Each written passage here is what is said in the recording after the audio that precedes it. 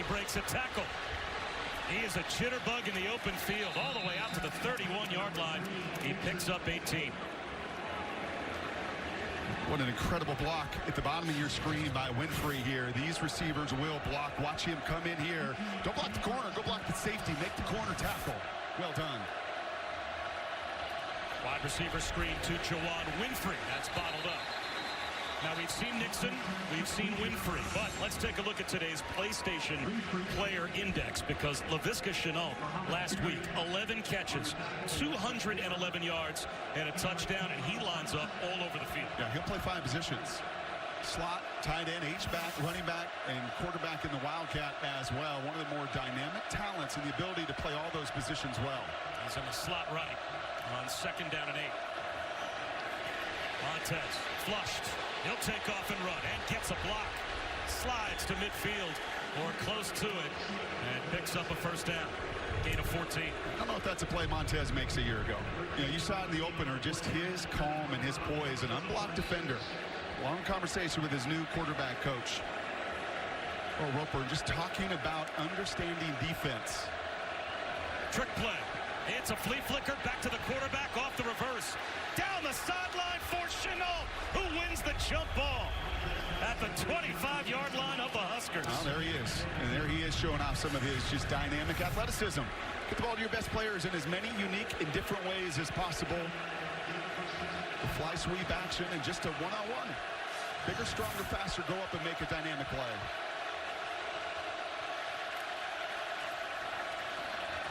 Screen to Jay McIntyre. The coach's son gets lassoed at the 20-yard line, but picks up 5. You know, I was saying earlier, Kurt Roper, the QB coach, just trying to create an understanding for Montez. He's a gifted kid, man. 6'5", 230, can make every throw, as NFL scouts like to say. But an understanding of what the other side is doing to you. What are they trying to do defensively to you? Once you understand that, you get even a firmer grasp on your own offense. Flags down on the jet sweep action to Shenault. Prior to the snap, false start, 56 offense, 5-yard penalty, still 2nd down. Only 22 career games, 15 starts for Montez, but he's still in the top 10 in Colorado history passing the football. He came into today just shy of 4,000 yards. And when he is poised and he is calm, he's awfully dangerous. Just ask Colorado State last week. And he has lost weight because he doesn't eat 5 frozen pizzas a day anymore. Montez looking end zone. Actually up the slot to K.D. Nixon as he makes the catch inside the 10 down to the 8-yard line. He's got an NFL arm, and he showed it there. What an awesome shot there of anticipation, too. You thought it was going to the end zone. You're right, that was the seam route, but he was throwing to the spot on that end cut. Beautifully done.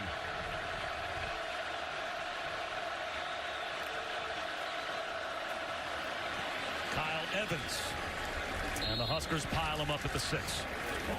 Mohamed Barry led the charge for Nebraska. So you saw Nebraska go 20-20 right down the field as well. They turn it over. There's Colorado that's going to march this ball. I think both of these offenses have an opportunity to do this throughout the day, but you've got to score in the critical situations.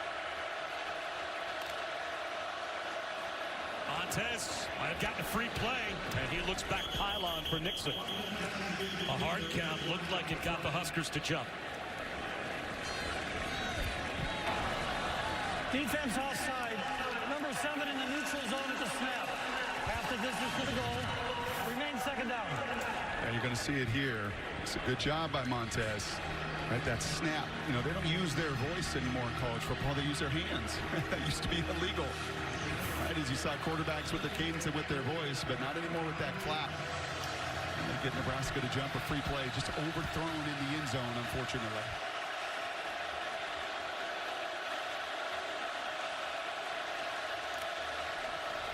Huskers bring a blitz. Little pick play at the goal line, and McIntyre has a touchdown for Colorado. You know, if you're watching Auburn-Washington last week, a critical touchdown off the board in that 2nd half for Washington on a pick play. And it was so obvious to everybody. You have to make that call. That was a much better job by K.D. Nixon here. He's on the outside. He does not touch the defender. He forces the DB that time, Trey Neal, to come up over the top of that route. He doesn't run through the traffic, and because of it, a perfectly executed play, and even more so, a perfectly executed opening possession for 6. Steven Montez was 22 of 25 last week, 6 for 6 on the opening drive this week.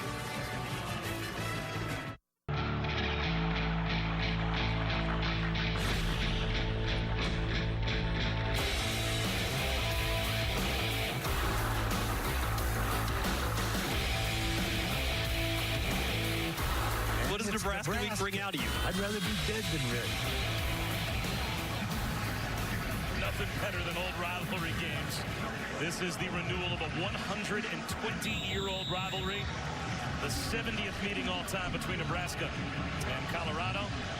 Of course, the last time these two teams met back in 2010 when they used to be in the same conference, no longer. Now can the Huskers answer? Spielman will bring it out. Flags everywhere as Spielman drags tacklers out to the 35-yard line.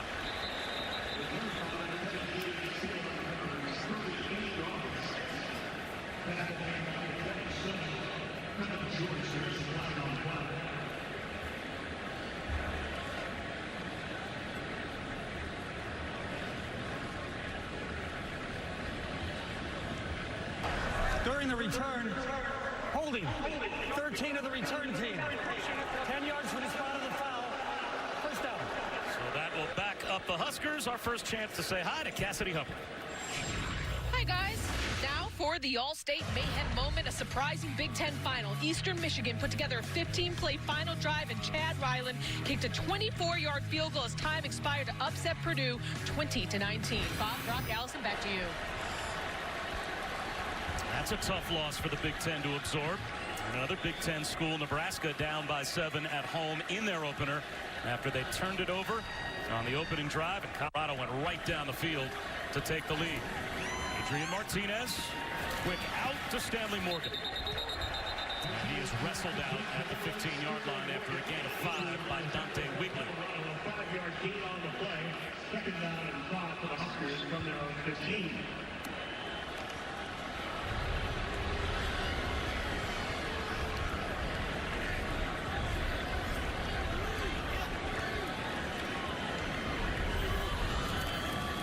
Quarterback draw. Broken tackle by Martinez. And he's got a first down. Lost the ball. Colorado thinks they have another takeaway. And they do. The second consecutive possession that a Nebraska Cornhusker ball carrier coughs it up.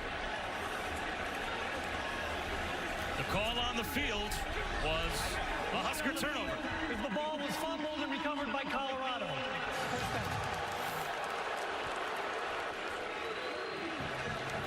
Yeah, I think that ball is moving. I think that's number 5, Davion Taylor, as well, that comes in. It was Landman using his helmet. That time it is Taylor using that fist, that little punch, and just an awareness of where that football is, and it is starting to move before that left forearm is down. That call should stand. That's now 3 different occasions. And welcome to your opening game. These are some of the things that Scott Frost and his staff didn't have the fortune of playing last week and working through ball security and tackling maybe 2 of the biggest. Credit there to the Buffalo defense. It's again rising up, and Frost knows it. That's 3 different occasions. Fumbles on the ground, and 2 go the other way. Trayvon McMillan, flags thrown, and he's stopped for a loss of a half yard by Mo Barry. That could go against Nebraska as well. Hands to the face. Personal foul. Illegal hands to the face.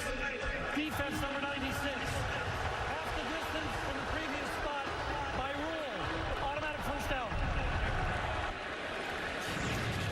Yeah, that's big Carlos Davis. You're going to see it right here, right in that action. And he just can't get his hand out. They'll sometimes let you get your hand up there, and then if you work to get it down, Carlos, they won't call that, but you have a sustained shot there under the chin. An obvious view. It's going to be 15 the wrong way for your team. Handoff to K.D. Nixon. 2 yards to the 10. Brought down by Mo Barry.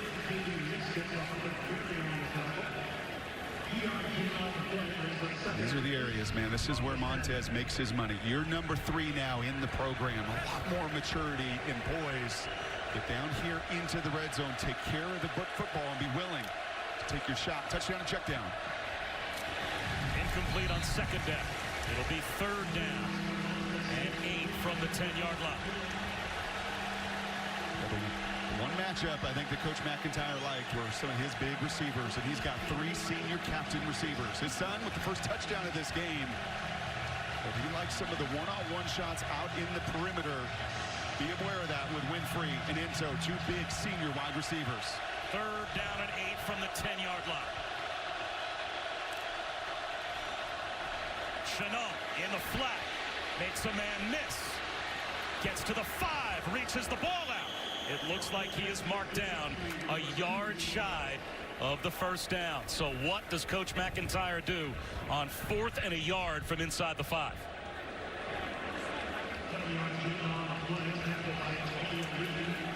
I don't see any kickers running on the field. Instead, I see an extra tight end coming on. And as for me in my house, I go up 2 scores. Especially in this building, as long as this game's going to be in so many plays, but Coach McIntyre has other ideas. Laviska Shenault lines up in the Wildcat on 4th down and a yard. Moves the pile. He's at the goal line, and he's in for a touchdown. And that is why Coach Mack's on the sideline doing his job, and I'm up in a booth talking about it because he knows the power and strength of the number 2. He also knows his group up front. Kudos to those big guys on back-to-back possessions, and even a week ago, really owning the line of scrimmage. I told you Shenault will do a little bit of everything. And, well, he carries a defender. Tyron Ferguson, welcome to the ride. Right into the end zone. Shenault, one of the players of the week in college football last week, over 200 yards receiving. And Scott Frost is saying, man, we're moving that ball, doing everything we want to do. But, boy, you've got to value that football more than anything else.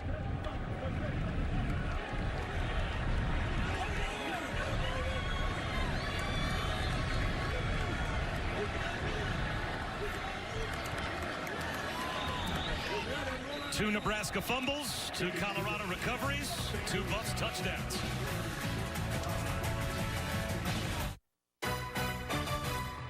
College football on ABC is presented by Walmart. Discover more ways to shop at Walmart today. And in part by Mazda. Feel alive. Bob Wischusen and Brock Ewart, Allison Williams back at Nebraska, where, of course, they've got a brand new head coach. And, of course, that coach was part of national championships in the past. They now believe that Scott Frost will take Nebraska back to where they used to be. Well, you have to hold on to the football to make that happen. And he already has teaching tape for his young team as they've turned it over twice. And both of the turnovers have resulted in Buffs touchdowns.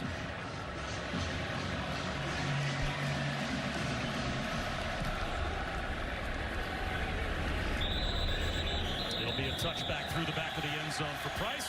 And this season, for every field goal, an extra point made by participating universities, All-State will make a contribution to that university's General Scholarship Fund. We thank All-State.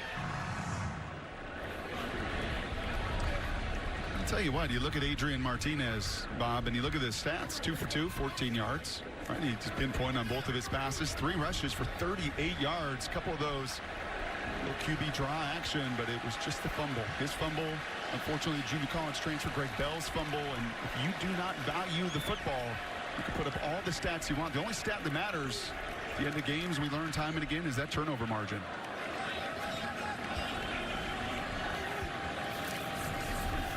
Maurice Washington, true freshman, gets walloped after a gain of 6 by Gamboa. Calm and collected is how everyone describes Nebraska quarterback Adrian Martinez, and I can see why. why, guys. I've been watching him after the first 2 possessions resulted in turnovers, and there's no signs of emotion or frustration. He just seems really focused, very businesslike. He comes to the sideline, gets on the headsets, talks to his coaches upstairs, and then he's right back with helmet on, ready to go to work. Well, his offense is moving the ball. They've got over 80 yards of total offense. But the 2 fumbles have cost them dearly as Mo Washington comes up a yard shy of a first down. So it will be 3rd and 1. I'll tell you what else you've seen from Colorado carry over from a week ago as they're flying around. I mean, Gamboa just hit the true freshman as hard as you're going to see anybody hit. We've seen Landman on a couple different occasions. This Buffalo defense here, maligned a year ago, couldn't stop anybody. A really hard time being physical. They've got more depth. They've got a whole lot more speed. I think when you've got that Mike linebacker right in the middle, and you see 53 there, Landman, son of a rugby player, actually born down in Zimbabwe and became an American citizen here recently, and just is a guy that is a difference maker. As you see Cole Conrad, the starting center, finding his way off the football field, but it just makes a world of difference. That Mike linebacker, strong in the middle, sets the tone for everybody. So Tanner Farmer will slide over to center, and Bo Wilson, a sophomore, will move into the guard position. And the anchor of that offensive line, those 3 seniors at center and at both guard spots, that's now disrupted with Conrad on the sideline. Devine Zigbo has the first down on 3rd and short. You saw the ball security there from the senior. You would expect that. Colorado has put a helmet on a football, has been punching that football out. And Zigbo there, with all of his experience, leading rusher from a year ago, 2 hands on that football as he plows through for the first down.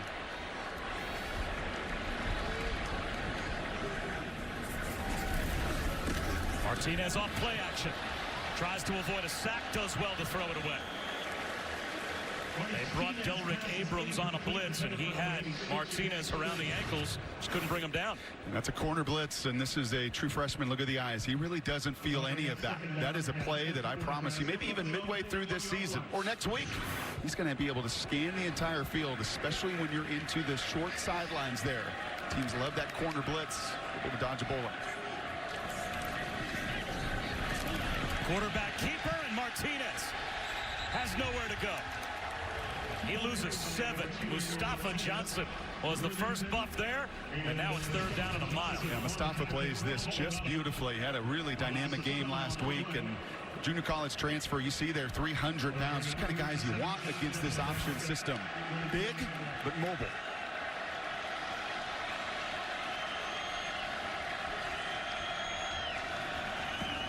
Martinez well protected, fires a strike right at the first down marker. Mike Williams, the junior college transfer, converts on 3rd down and long. Oh, there's Allison's point about poise right there. A 3rd and long, you just get hit a couple times. It's flying around. Corners are coming to get you. 300-pound D tackles. You've never felt that in your life. Or hitting you in the chin. But 3rd and extra long, Colorado rushes only 3. Allow the true freshman to scan the entire field. Keeps his fundamentals, and he throws a bullet to move the sticks. Huge 3rd down conversion for Nebraska. They'll run it again with Washington. Bounces it outside.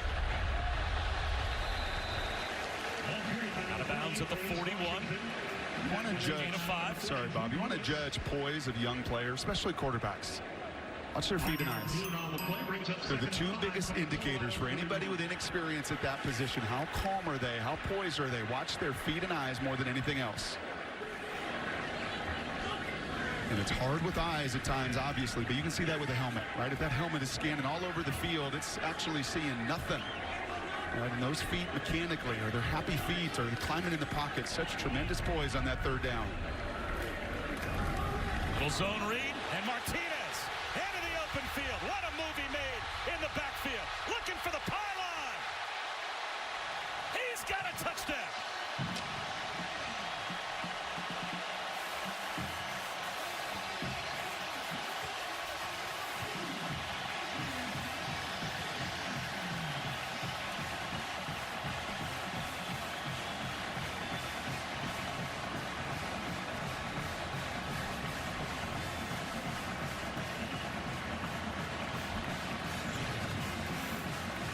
In football, you got to win your one-on-one battles, and this time it's a corner.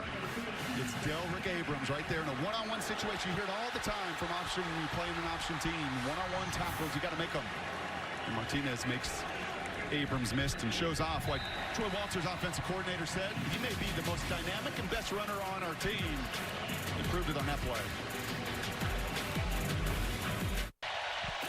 No team dominated the 90s more than Tom Osborne's Huskers back in the '98 Orange Bowl. Led by Scott Frost, they took out Peyton Manning's Volunteers.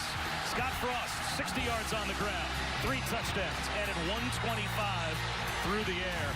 And Nebraska would win it 42-17. Those truly were the glory years for this program and before. And they believe that Scott Frost can take them back. Well, a true freshman quarterback, Adrian Martinez, just got the Huskers on the board. Colorado with a lead of 7. Caleb Lightbourne to kick it deep.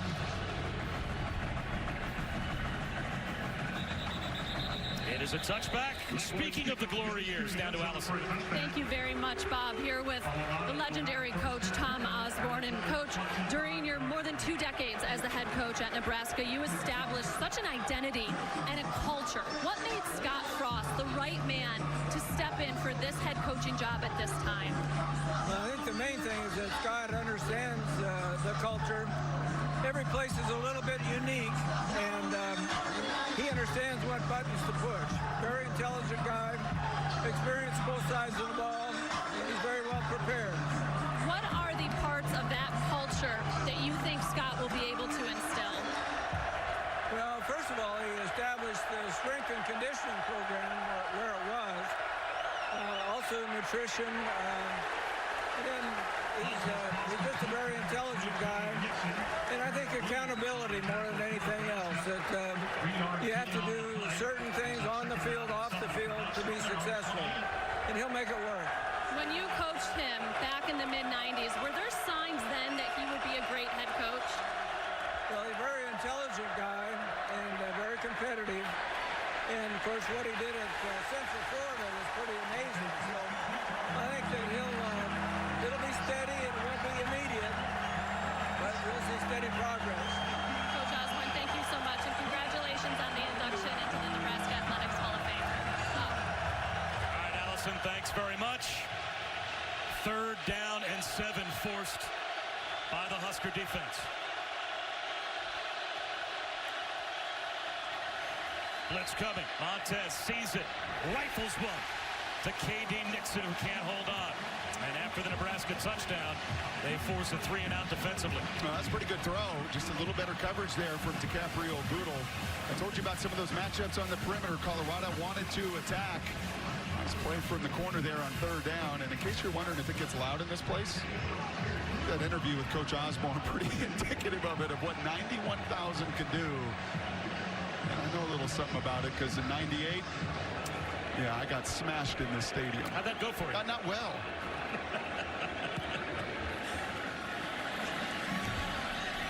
John Lindsay from inside his own 20-yard line. Gets a block. Flag throw. Has turf out in front of him out to the 33-yard line, but this one might be coming back. Couple of flags inside the 20-yard line. Yeah, ball security issues, penalties in the special teams phase. These are the things you even see with the big boys at the professional level. These are the things that you got to sort out. They do so in preseason football. You see it early, week 1. This is really Nebraska's week number 1 with their game postponed, canceled a week ago. Alex Kinney, the punter, is on the Ray Guy watch list for a reason. That was a 54-yard punt, and with the penalty, this could be a big flip of the field for Colorado. There are 2 fouls on the return. Illegal block in the backs. Number 14 and 23 of the return team. 10 yards from the spot of the foul. 1st down.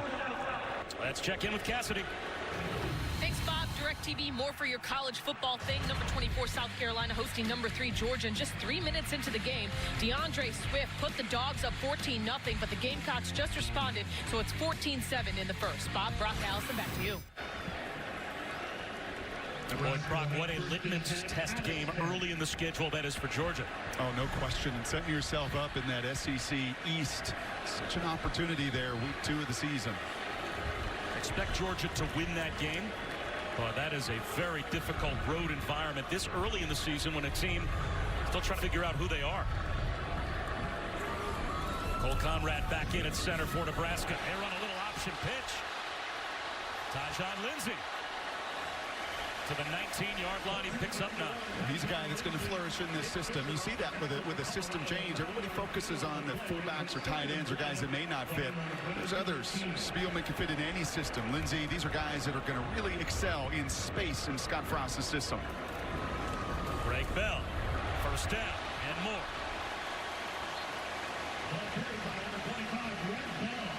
That's a number of occasions now. QB draw, run right up the middle. No surprise. Redshirt senior, redshirt senior, redshirt senior. Play to the strength of your group. Tom Osborne said 3 times Scott Frost is an intelligent guy. And he knows where his strength of this group is. Martinez, like a statue in the pocket, finds the crosser in Stanley Morgan. Last year, Stanley Morgan was able to break the receiving yards record of Johnny Rodgers. 986 yards receiving last year. Look at the head and the feet. Look at the feet. There's no panic. There's nothing. You know, it helps when you've got so much air and space around you in the pocket. Pretty remarkable stuff for an 18-year-old. Greg Bell tripped up after a 2-yard gain. Much more stout in the middle. Javier Edwards in on the tackle of Greg Bell. Also got some help from Drew Lewis. Second down and 8 from the Nebraska 49-yard line.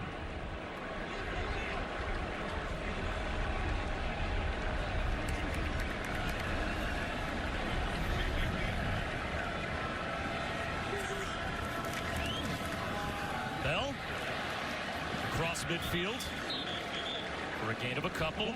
Greg Bell, when he was at Arizona Western Junior College, averaged a little under 115 yards per game over 2 seasons. So they think he can be an impact ball carrier for Nebraska. Anytime that ball is going sideline to sideline, number 53, Landman, he's having something to say about it. Big 3rd down. Wide receiver screen, and that is read beautifully. Bell came back in to catch the screen, but that was diagnosed by Trey Udofia, a loss of 3, and Nebraska will have to kick it away. Yeah, that's really well done from the redshirt sophomore. They actually tried to show it away as well, almost a double screen on both sides of the field, trying to distract those eyes of those linebackers. And instead, a much better play from Udofia, staying right at the hip of that wide receiver and forcing the punt. It should take us down to the end of the quarter before the snap, and it will. After 1 quarter of play, how many momentum swings have we had already? A touchdown lead for Colorado.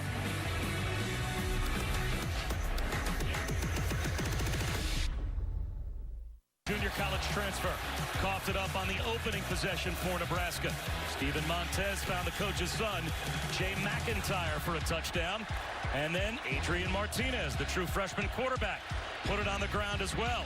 And putting it into the end zone was Laviska Shenault on a 4th down run.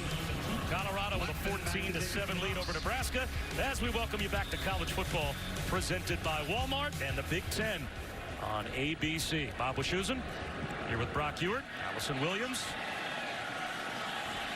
Blackman inside his own 15-yard line with a fair catch. Good punt from Caleb Lightbourne. Time now for our Aflac trivia question.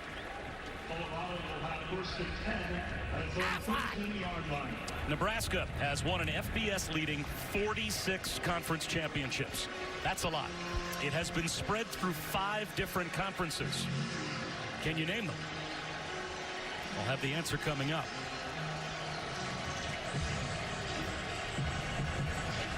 You've got a chance to get 4. I don't think you're going to get the 5th unless you really know you're Nebraska football. Steven Montez off play action. Bottled up. And it looks like he got back to the line of scrimmage. Mo Barry got some help from Tyron Ferguson. And unlike Martinez on the other side, you're going to feel the air in that pocket collapse very, very quickly. And Montez does a smart thing. Don't put the ball in harm's way. And at 230 pounds, gets himself back to the line of scrimmage. He didn't even lose yardage.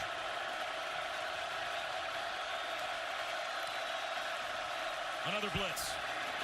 Montez able to beat it to McIntyre. Good one-on-one tackle, though, made by Trey Neal. It's a gain of 5 and brings up 3rd down and 5. And just listen to the noise that Colorado will battle on this 3rd down.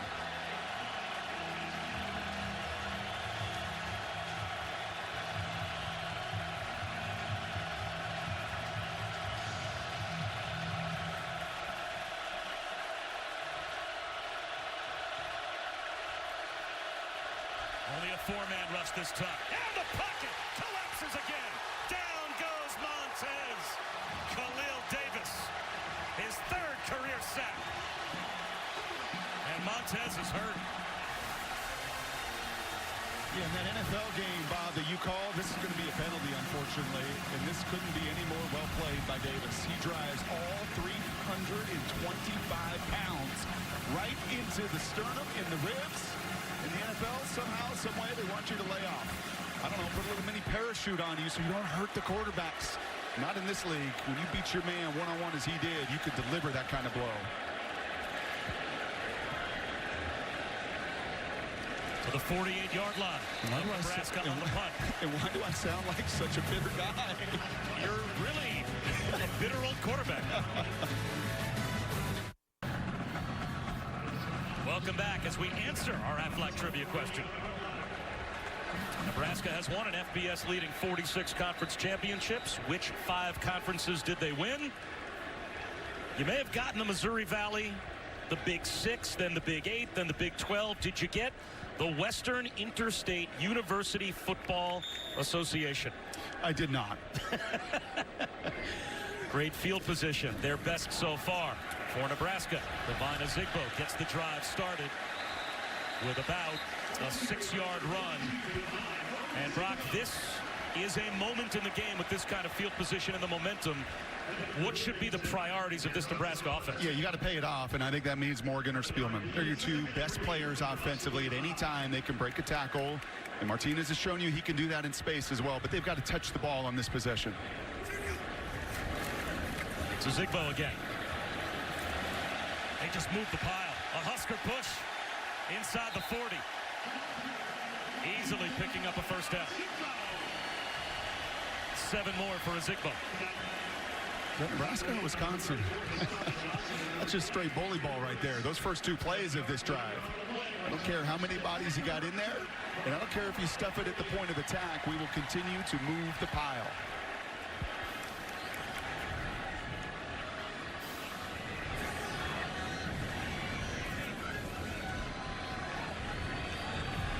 Listen to how quiet this place gets. It is as raucous as anywhere, and then it is silent like a library. When the offense is on the field. Play action for Martinez. Looking downfield. Extends the play and gets a block. Now he's in the open field. Turns a negative into a positive. Out of bounds at the 32. He picked up, actually the 31, picked up 7 yards. Bob, we're seeing the push that Nebraska has up front, and that is a testament to all the work they put in the weight room during the offseason. Scott Frost and his staff talked at length about the strides, the improvements they have made, the personal records that have been set across the board in the weight room, and you can see what a difference it's making on the field. Once again, they drive up the middle. Allison to pick up a 1st down. And once again, it is just bully ball by the Huskers. And case in point as well, Allison, is that quarterback. And the advantage when you can enroll early, about 16 pounds. Came in at 202. Is nearly 220 pounds right now. You get 4 meals a day. You get to work out. You've got some of the best resources in all of college football to continue to train and develop. Big part of this program's history. Ozigbo on the counter. Wrapped around the ankle. May have picked up a half yard. Well, I mentioned Wisconsin. I'm just watching them this morning. They're the best offensive line in college football. And this isn't yet, but size-wise, it's comparable. And that's what happens when you got a bunch of big boys that have committed themselves. A 2-time captain and left guard, Gerald Foster, is the best of the bunch. The 2 sophomores, though, may grow into being the best NFL prospects one day.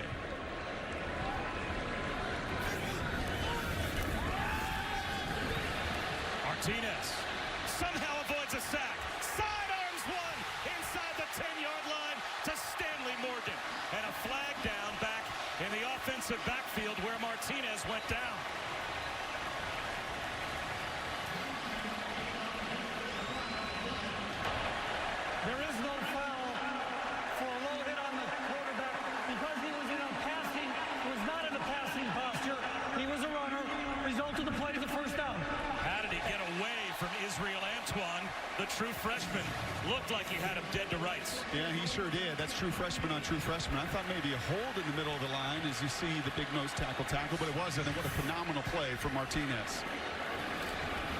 Zigbo on first and goal. Breaks a tackle. And the game is a point after away from being deadlocked on the Zigbo touchdown run.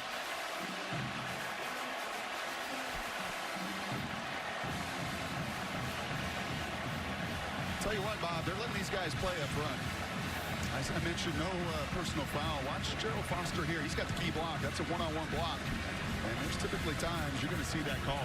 When that arm gets outside the frame and that shoulder pad gets tugged. But, man, we're playing Big 8 football, right?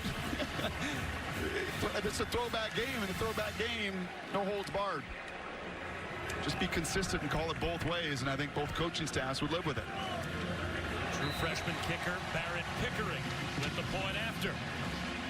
14 all, 10-15 to go before halftime. And Brock, this is a talented quarterback making the kind of play you can't teach. There's a lot of number 7s in this building because of plays like that. I have a feeling we'll see number 2s in time.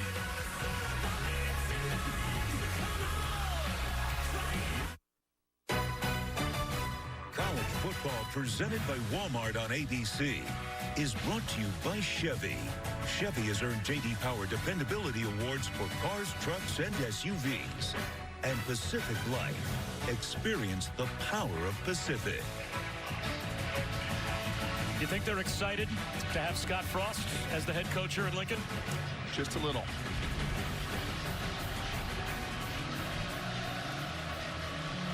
Perfect guy for the job, period. Gets it. Understands the culture of the program.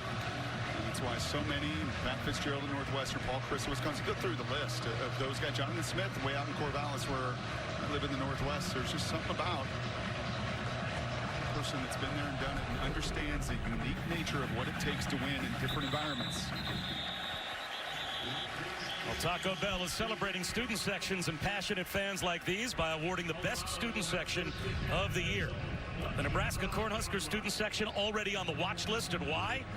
This is video we shot close to an hour and a half before the game started. And the student section was all but filled 90 minutes before kickoff. Go to ESPN.com/Taco Bell to see how your school can compete. You better get in early to compete with this group. If it could have been open Thursday, they would have been sitting there Thursday and doing their classes remotely. Full house diamond backfield to start this drive for Montez. Gives it to McMillan. Trayvon McMillan got back to the line of scrimmage and nothing more before he met Mo Barrett. Yeah, Mo Barry's been active. Aaron Williams has been active after maybe the first couple possessions on the heels defensively. Again, no live bullets a week ago. This defense is flying. Flea flicker. Montez looking downfield. It's underthrown and broken up. It was a touchdown. If Montez can put it out in front of Juwan Winfrey. DiCaprio Boodle was able to recover, but only because of an underthrown ball. That's a couple plays now. Boodle's out in awareness. Third down. The big stop there on the little fade stop that time. Eyes in the backfield. He had a long way to cover, nearly an interception, and once again, this place is alive.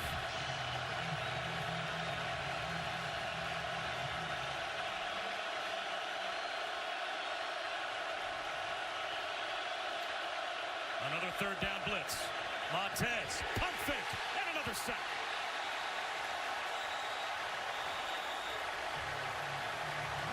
Ben Stille, Luke Gifford, all over Steven Montez. This is really well done here. Take a look at this, okay? It looked like blitz, but it's not blitz. Right, you're going to bring people, excuse me, it's going to be this right inside here, dropping into the zone that Montez wants to throw. You want to throw right there. That's his hot. Right, he knows extra guys are coming. There's such a blur there with some pressure in front. And instead, well done by Nebraska defensively, dropping right into that area where that ball needed to go. Tyjon Lindsey with a fair catch. Again near midfield. Great field position once again for the Huskers as they've scored the last 14.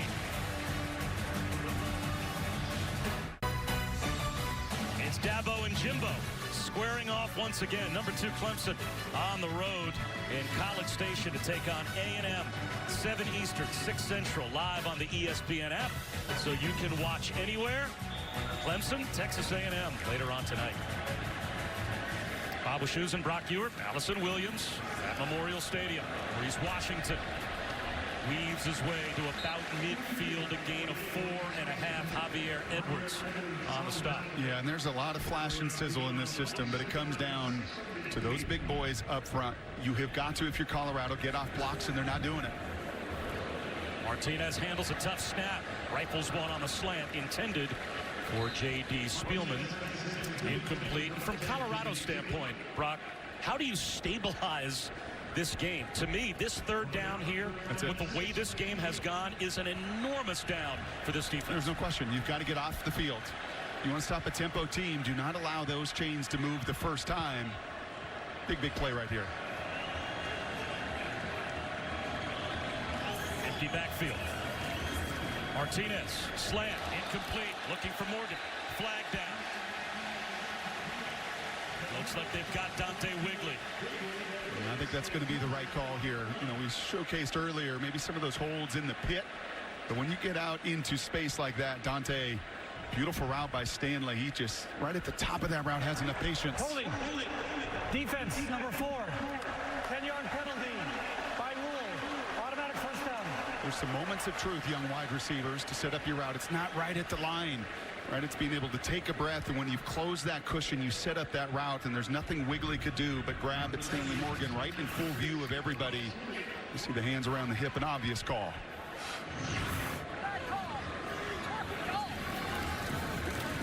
Swing pass to Washington, thrown behind him. Good adjustment to the ball.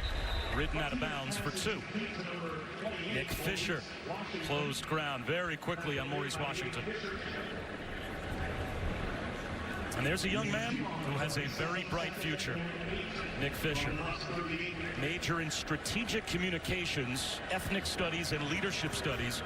He's represented Colorado in many conferences. Martinez out of bounds. At the 35-yard line, Delrick Abrams, who didn't have one Division I offer out of high school, was there to push him out. They like playing him to the short side of the field. That's where in college football you can play bigger corners. And he is awfully big at 6'3" and about 190 pounds. Going to have to cover as much ground with the wide hash marks into the short side of the field. You better be able to tackle. Might be 4-down territory for Nebraska. 3rd down and 5 at the plus 35. Wide run for Washington. And now we'll find out. It looks like what Nebraska and Scott Frost will do. 4th down and 2. Not quite in field goal range yet, you wouldn't think, at the Colorado 32. And a true freshman kicker, when asked how far can he kick it, he said, we like touchdowns. They're going to go tempo. They're just going to line up and go for it on 4th down. And now a look over. What's the range? 50? 52? No, we like touchdowns.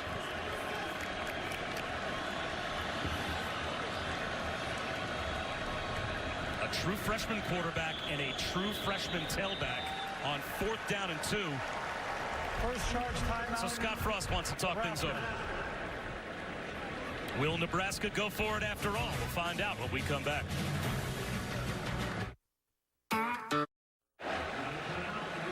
Bob Wischusen, Brock Ewert, Allison Williams back in Lincoln. Nebraska is indeed lining up to go for it after the timeout, but they now have the senior running back, Devine Ezigbo, in there instead of the true freshman, Maurice Washington. Brock, 181-6 rushing yards. If you're wondering why they're going for it, that number probably tells you why. There's no question, and 2 big tight ends in as well. Where would you go? I would trust my guys up the middle. Ezigbo. He is stopped short. Colorado gets the exact thing they need from their defense. And that is Nate Landman knifing through. And a stop on down. Yeah, it's Landman and it's Gamboa. It's those 2 linebackers that said enough's enough. I'm not going to sit here and be on my heels. I'm going to go attack the gap. You saw Gamboa. He shoots through that front side A gap. Landman is so poised in there. For all the praise of Martinez and his confidence and his cool, you're seeing on the other side with a first-year starting linebacker in Landman that's equaling it in a big-time play from those 2 backers. So decisive. both of those linebackers getting penetration and exactly what the Buffs needed. Now a jet sweep to Laviska Shenault. Now to the 38-yard line for 5. You just love the massive emotion swings. Is Shenault a little slow to get up? Just the momentum and the emotion that can swing in college football so wildly. As the Buffalo game breaker is trying to get himself right on the sidelines. His first career start last week at a 200-yard game. Now it's KD Nixon losing yards. Back to the 32. He lost 6. Again, it's Barry. It's Barry, but it's inside penetration from Akamuladoon. Freedom in there, number 91. Making that play, allowing his buddies to clean up. Big play here. After getting the turnover on downs, the last thing you want to do is have your offense go out and go 3 and out.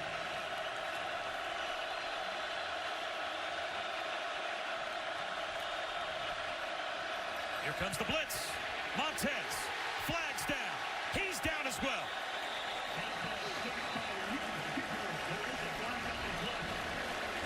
Luke Gifford was all over Steven Montez. Holding. Offense, number 21. Penalties decline. Result of the play, 4th down. Yeah, you got just pressure looks here. And if you're Montez, your clock has got to pick up a little bit. You're going to see just the whole pocket collapse everywhere. There's nowhere to run. You got one-on-ones outside. And at a point, you're just going to simply have to say, hey, you got to give our wide receivers a chance. Even if it's one-on-one and they're covered up, you have got to trust your senior receivers in Ento and Winfrey to go up and make a play for you, because that pocket is just collapsing. Returnable for Lindsey from the 25. Down he goes. What a punt. And what a tackle on special teams. Kabion Ento got down there to make the stop.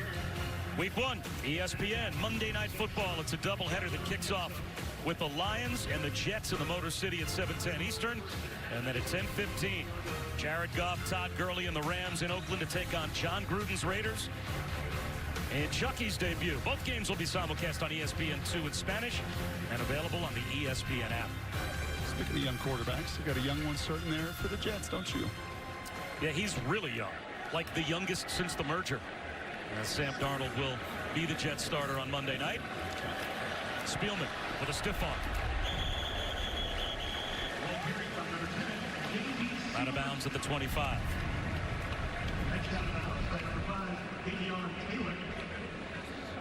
Four-yard gain on the play. Brings up 2nd and 6 from the 25.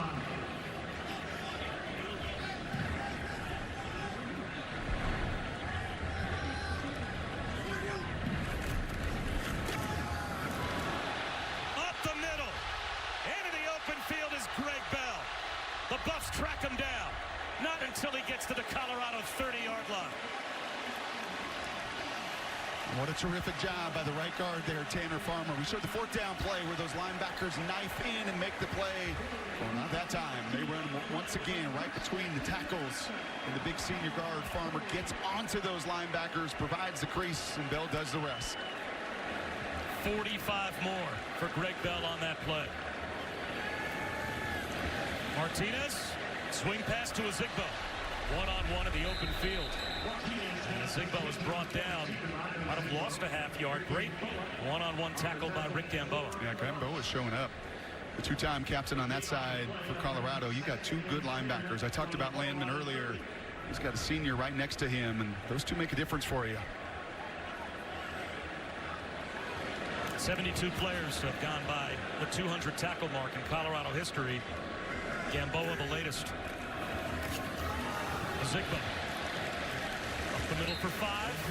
So another big 3rd down here, forced by the CU defense. This Colorado defense has just been on the field seemingly this entire first half, certainly the last quarter and a half. You can see hands on hips. And just look at the rushing damage that is done there, and that wears on you.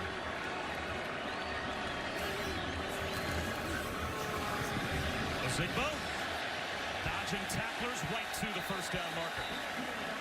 On the air, Edwards brought him down, but without measurement. The officials say first down Nebraska at the 20.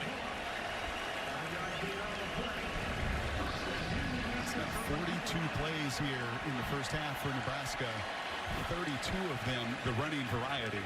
If you were wondering what Mr. Frost was going to do coming back to Nebraska, what kind of ball he was going to play, this is going to be a run-first football team.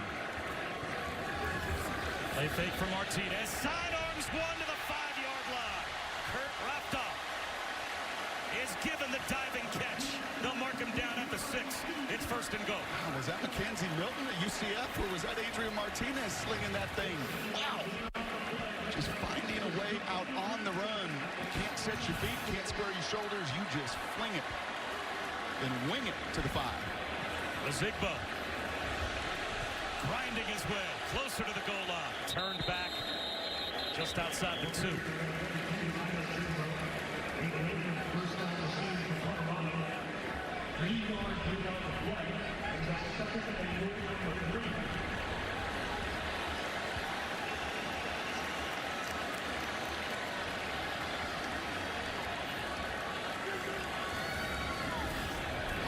A keeper for Martinez, and an easy Husker touchdown. His second of the game.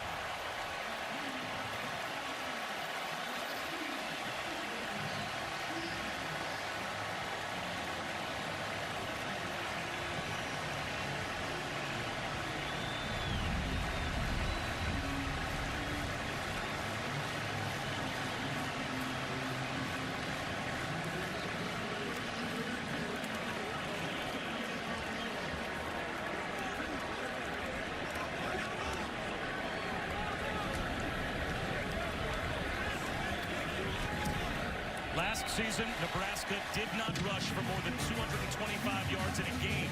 They've got 245 in the first half.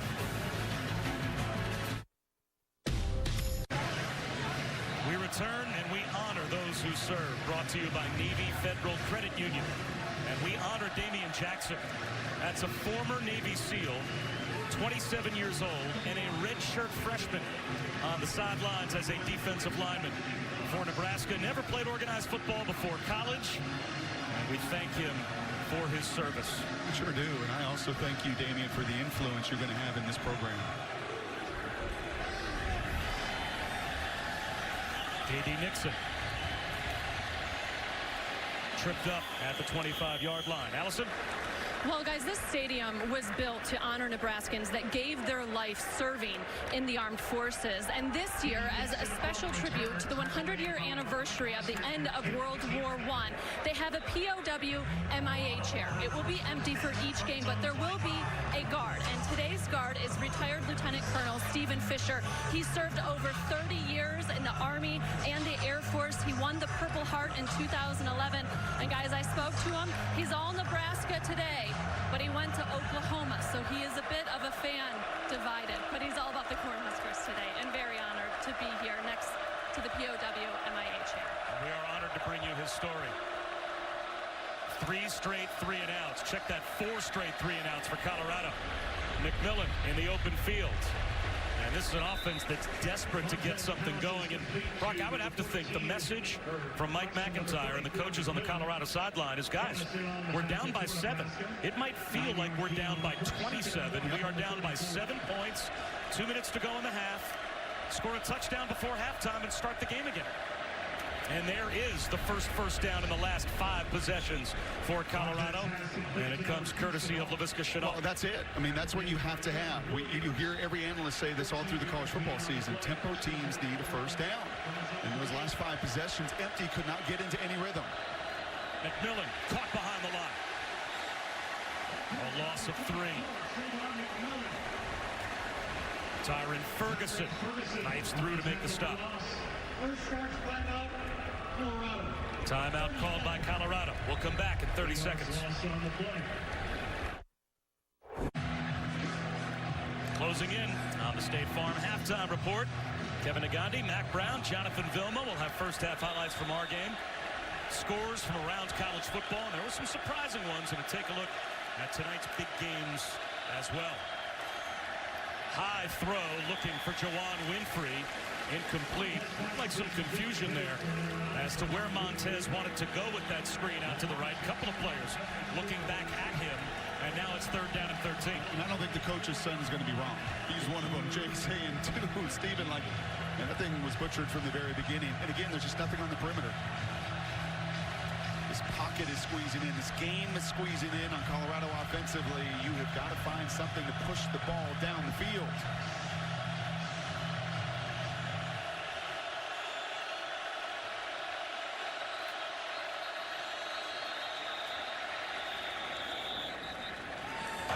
Prior to the snap, second charge timeout. Colorado, 30 seconds. So the Buffs call a timeout before the snap, and that gives us a chance for another update with Cassidy. Thanks, Bob. Carmex Drive, what's possible update. Notre Dame struggling against Ball State early. First play after an interception, Tony Jones Jr. with a 31-yard TD run. Creates a little more space for the Fighting Irish, now up 14-3 in the second. Back to you guys.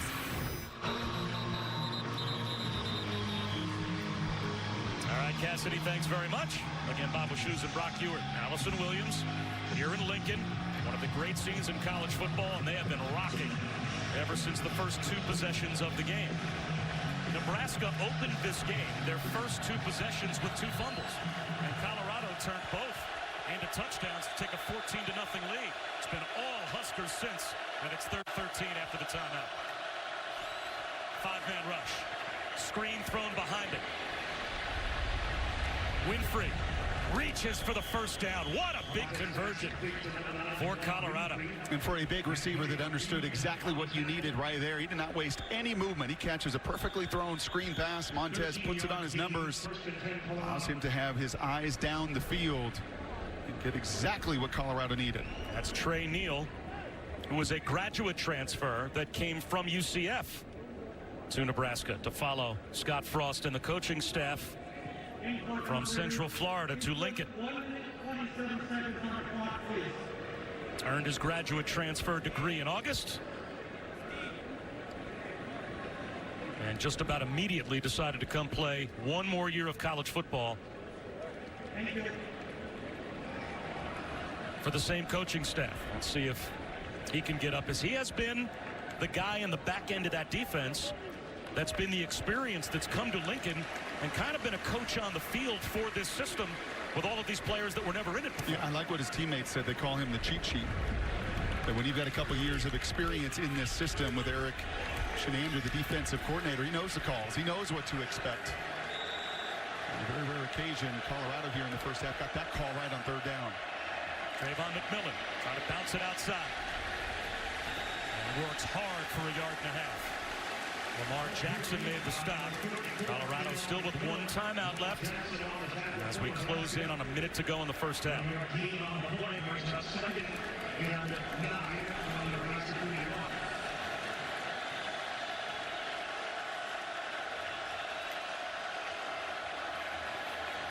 Montez tucks it under. Gets loose. Inside the 30. And he'll run out at the 25-yard line. Now with 50 seconds to go and a timeout, 16-yard scramble, Brock, that puts them at least in field goal range. Yeah, that's huge. And you want to slow down a group that's just pinning their ears back at a time they just rushed 4. But he says, you know what, if the freshman on the other side can do it, and I know the impact it can have, Montez a good enough athlete to do the same.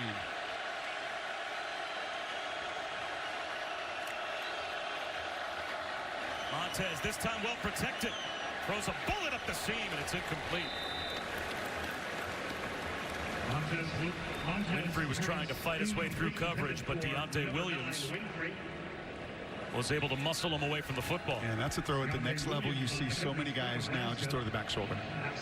And it's hard to do that and trust that in the middle of the field. Very difficult to have that kind of trust, but that would have been the only spot that ball could have been thrown. McMillan empties the backfield. Blitz. They screen behind it, looking for Nixon. And now the clock becomes an issue.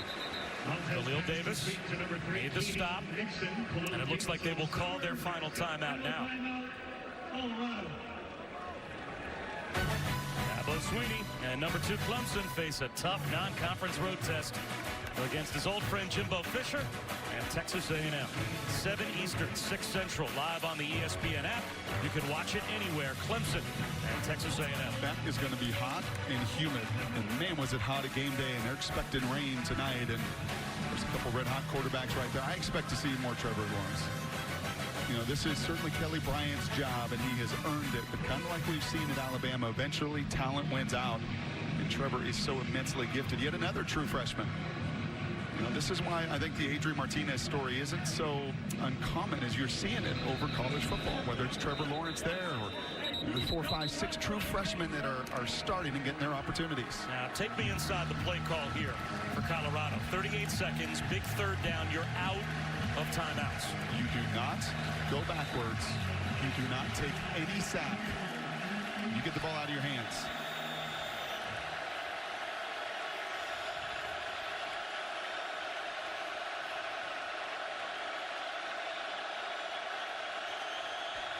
Plenty of time on the play clock for Montez to communicate with his offensive line. Still 10 to get the play off. Blitz coming. Picked up by McMillan. Montez takes a shot for McIntyre. Knocked away. How about the coverage from Deontay Williams? There's that shot down the field. Finally starting to push it a little bit. You have to do this. And I'll tell you what, Nebraska fans said, man, a year ago, our secondary in these one-on-one situations just could not cover. And time again, and again today, they're getting it done in the first half. So now they bring out the senior citizen, James Stefano, the oldest player in college football, born April of 1987 from Australia. Did he get the kickoff before a timeout was called? Prior to the snap, second charge timeout. Nebraska. So Nebraska's trying to ice a 31-year-old. Isn't that the beauty of college football, honestly? When we have a Navy SEAL on one sideline, we have a 10-year professional soccer player from Australia in Stefano. You've got an 18-year-old from California. I mean, such amazing stories that we see time and again in college football. Never ceases to amaze. Well, that academy basically in Australia, Pro Kick Australia, has populated so many FBS schools with place kickers. And Stefano is the latest edition of that. A Luke Groza semifinalist last season, and he comes into this season as the oldest player in college football. And that's the program Michael Dixon, the phenom there, the punter out of the Seattle with the Seahawks, comes out of as well. Kickers, punters, know how to kick that thing down in Australia.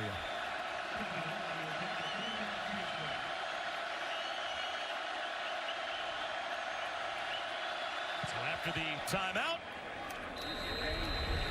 Stefano able to answer. And how important are those 3 points for Colorado before halftime? Yeah, just gigantic. In the first 5 minutes of this game, it was all Colorado because of the turnovers. Adrian had the fumble. Scott, you could see on the sidelines like, oh, man, come on, young guys. You know, just take care of the football. You're moving the ball up and down the field. And Coach Mack's guys, well, they took advantage of that with 14. And then, well, this place came to life. Just to get a few first downs, to get some points before halftime, how much does it now give you a feeling of a fresh start after you were able to open the game, making big plays defensively? Bell coughed one up. That led to the touchdown by Jay McIntyre. And then Martinez coughed one up as well. And that led to the touchdown by Laviska Shenault. It was 14-0. Buffs at this point. Yeah, the one thing you're concerned about if you're Colorado, there's 45 plays that your defense has already seen. The majority of those runs. And like a boxing match, you have taken a lot of body blows. So you've got to find a way to make sure you've got enough juice left in the final 15 minutes on the road. And a squib kick covered up. Now, having said all of that, you better solve that run defense problem and make some adjustments at halftime. And maybe it's deploying the troops just to try and sell out to stop the run and dare Martinez to beat you with his arm, because they gave up 245 yards rushing. Yeah, but they've been in all different sorts. That's some of the challenge. It's been Martinez on scrambles. It's been the option play outside. It's been jet sweep. You know, that's one of the things Scott Frost does. And he comes out of Chip Kelly's school. You know, there's just not a one-dimensional run game and program. They challenge you. You hear passing games say they challenge the whole entire field. Nebraska's run game does that, so it makes it difficult on that side, even adjustment-wise, to say, okay, we got to take this away. Well, what about that? What about that? What about that? Because they've done it all in the first half. Maurice Washington spinning away from tacklers here. It goes down at the 20-yard line. And I would think Nebraska And at this point, we'll simply take their 4-point lead into the locker room. They have one more timeout, but why call it? So our halftime score, Nebraska with a 4-point lead, trailed by 14 to begin, answered with 21 points. A field goal for Colorado, though, makes it a 4-point lead at halftime. The State Farm halftime report right after the break.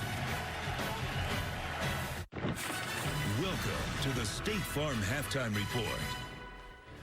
Adrian Martinez, first college game rolling. Nebraska up 21-14 in their season opener against Colorado, Matt. You know, they got a slow start today because they didn't get to play last week. Freshman quarterback, but they're rolling now. Look for Nebraska to be really good. I like this freshman quarterback. And welcome to the studio, Kevin Nagani alongside Mac Brown and Jonathan Velma. And we've got some games. And the game that we were keeping an eye on, it was in Columbia, South Carolina, hosting number 3 Georgia. Jake Bentley, boy. Not the way to start off the game right there, Kev. You got DeAndre Baker with the touchdown. Georgia's defense was playing very, very well, but they're getting a little bit tired. Georgia's offense not helping them out. What's up with guys before I they don't go get to it. the end zone? If it were me, I would take that ball, I would give it to my mom, and I would keep it. I have no I idea think they're why looking for their girlfriend. They forget where the line is. They get a little tricky here. Brian Edwards, the Debo. Samuel in the end zone, 13 yards. Right now, it's 17-10 Georgia.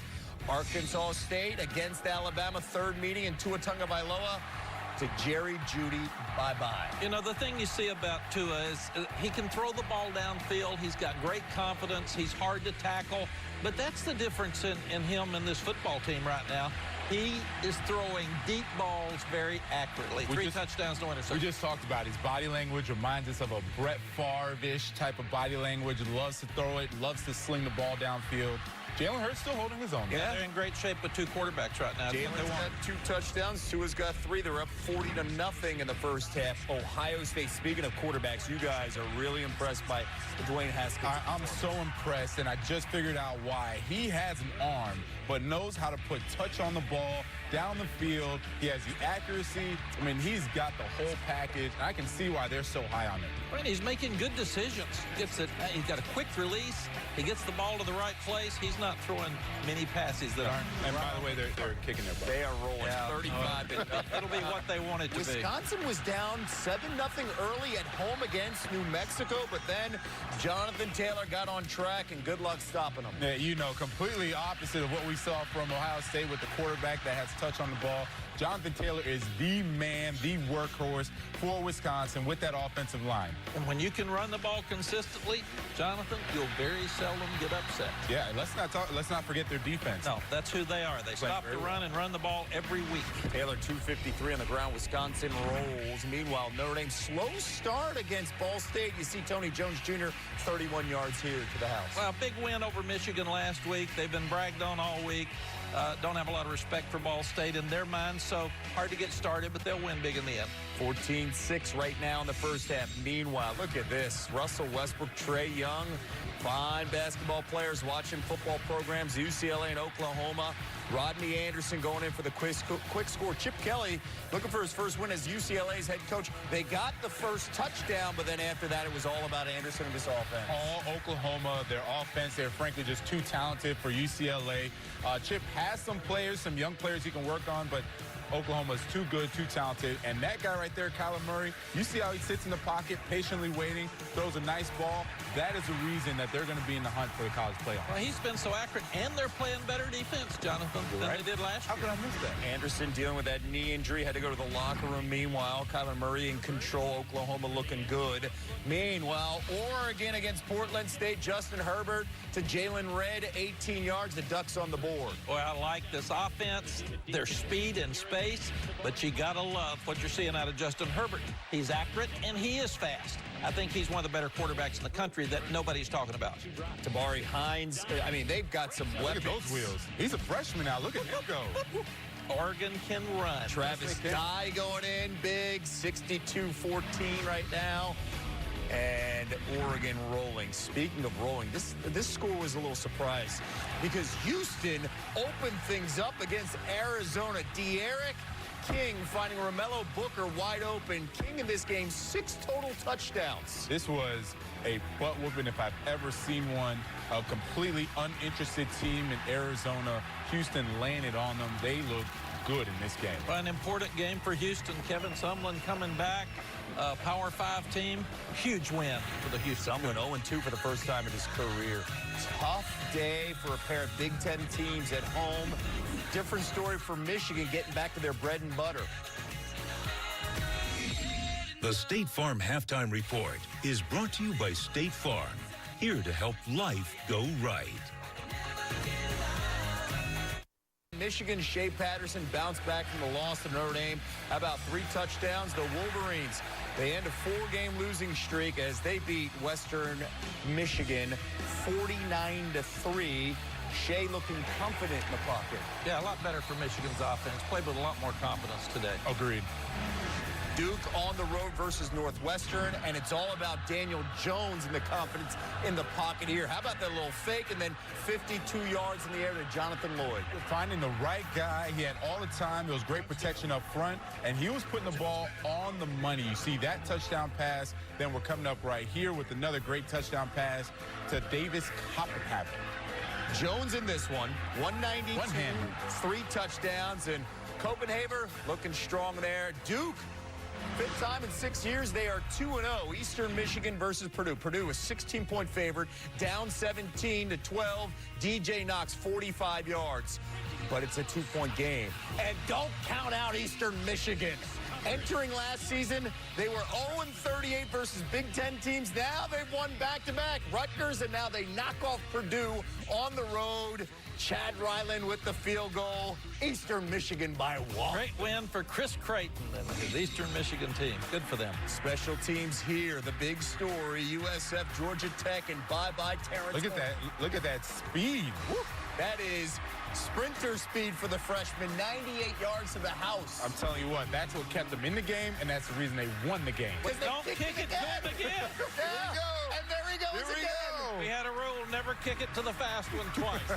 98 yards and now 97 yards. USF in a crazy one, holding on to win 49-38. Tonight we are getting you ready. Cannot wait on ESPN.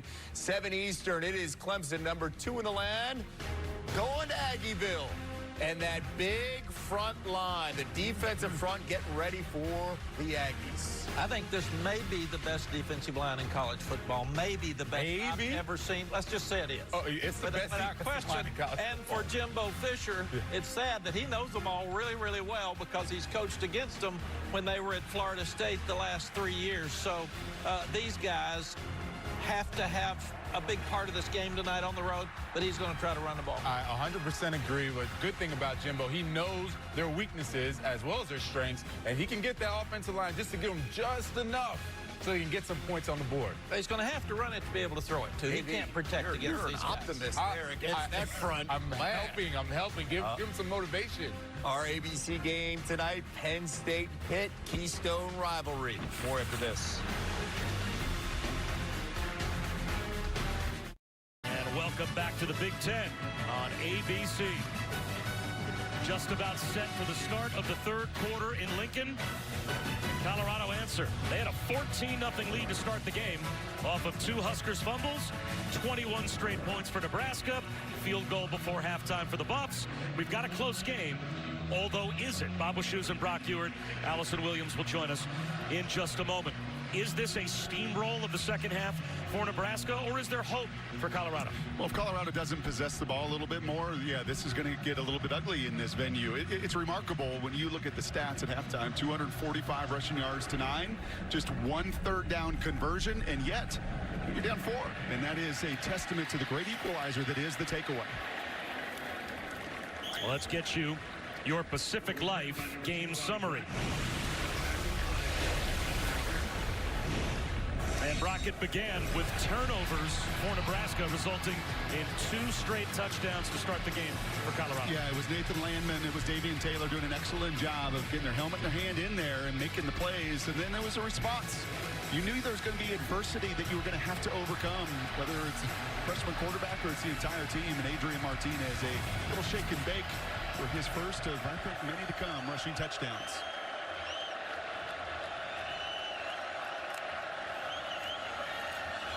Montez with a swing pass to Kyle Evans to start off the second half. And a good gain on first down of 9. How important is this first possession of the second half for Colorado? You have just got to own the ball. I know you're a tempo team, and you don't get out of who you are, but possessing it in the less snaps for your defense in the second half, the better opportunity to win. McIntyre has a first down. They say the best defense is a great offense, but that is even further heightened when your defense was on the field for 46 plays in that first half and gave up those 243 rushing yards.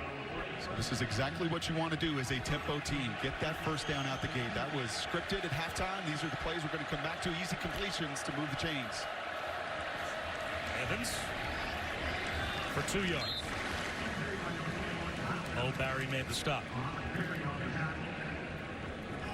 I don't mind just a little bit of time. Like, just take a little extra beat here to make sure you get into the right play, that you protect yourself, and for Montez to continue to diagnose that defense.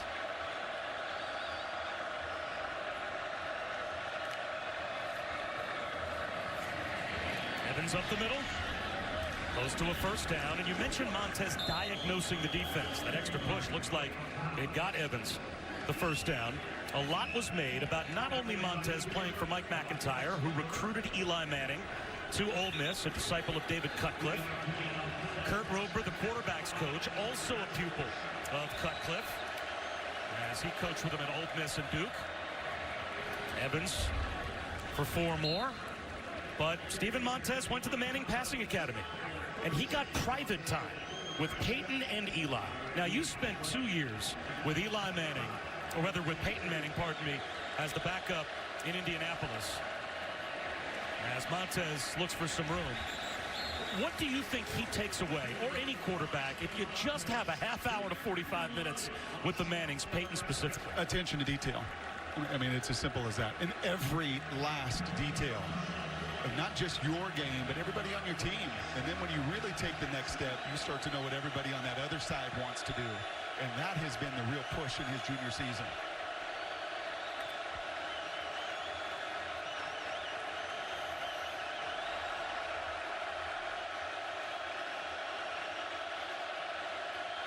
Montez trying to keep the drive alive on 3rd down and 7. 4-man rush. Long throw to the sideline, on time to Jay McIntyre.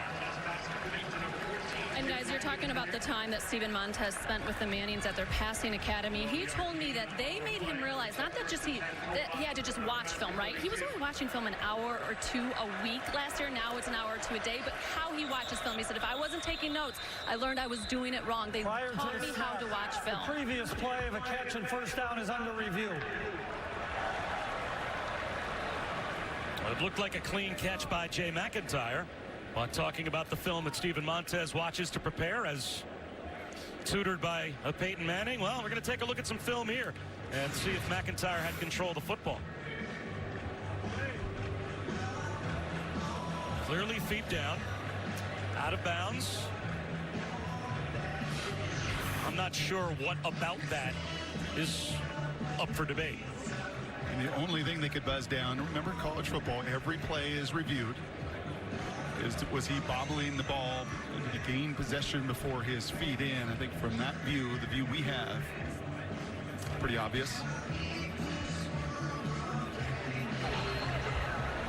After review, the receiver did bobble the ball but regained possession with a foot in bounds. The field is confirmed. First down. And that was confirmed. That's a big 3rd down, by the way, and not a surprise to go to Jay McIntyre in that situation. And one of the rare times that Steven Montez has seen some soft zone coverage. It was so much man in your face, that pocket collapsing and pressure. And on that play, just a 4-man rush, zone coverage, a beautiful corner route to the sidelines, thrown underneath that zone defender that couldn't get to it. Evans up the middle. Driven back by Khalil Davis and Barry after a gain of 2.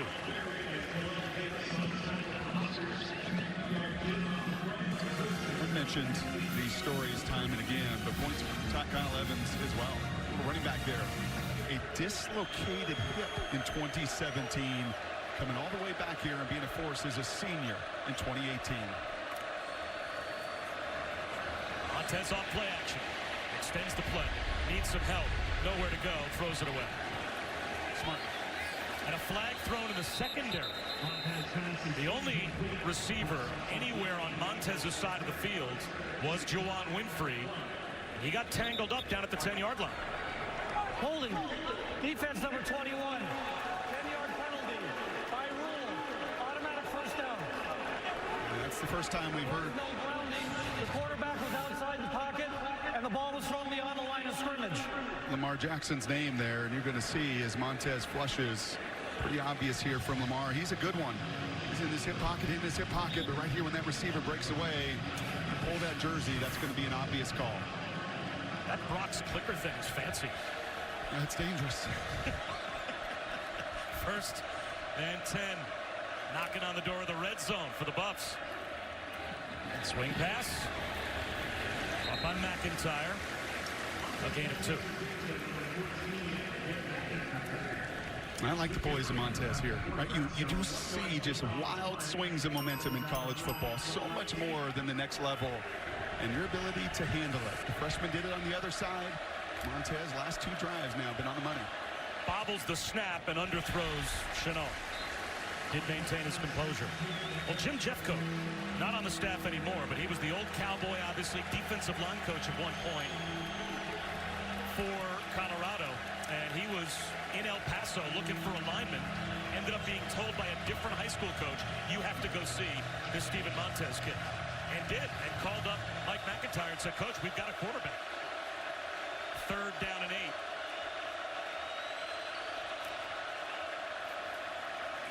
Montez looking for the back left pylon. Incomplete. K.D. Nixon, the intended receiver. And it'll be a field goal for Colorado. So this has to be one of the more encouraging signs for a Cornhusker fan that saw these corners a season ago picked on, broken. Even Lamar Jackson said, yeah, I didn't have a lot of confidence last season. Had to get a refresh mentally. Brutal. Jackson had been excellent in those one-on-one situations in the perimeter. That time it was DiCaprio Boodle with perfect coverage. So to try and make it a one-point game. Stefano from 35 yards out. And he's 2 for 2. A one-point game in Lincoln. Points again for Colorado. Welcome back. We have a one-point game here in the 3rd quarter in Lincoln. We got a hog tackle. That's what Colorado head coach McIntyre told me at the half. He said, we practice it all the time. It's hog tackling. It's getting low. And so many times in that first half, we were way too high on guys. That led to missed tackles, slip tackles. He said, we make a few more of those, and we would be up at the half. But they didn't, so they went in down. But he said his guys were ready to play to start the second half, and we saw him get a field goal on that first drive, guys. Well, Nebraska has run for 243 yards. I have a hard time believing it comes down to just a few missed tackles as Spielman brings it out, but that's certainly the message you have to try and deliver to your young team. As Spielman brought down at the 15-yard line. Again, we check in with Cassidy. It's time for the PlayStation View multi-view with these 3 live events, and over on ESPN right now, championship point number 2, Serena Williams down a set already, and emotions are running high. And on ESPN 2, Alabama up big, and Serena Williams actually just lost the U.S. Open's women's final. Bob, Brock, Allison, back to you. Wow, talk about an upset. Serena goes down in Flushing. And we've got a one-point game here in Lincoln as Colorado has come back with a couple of field goals. Now it's back to the offense.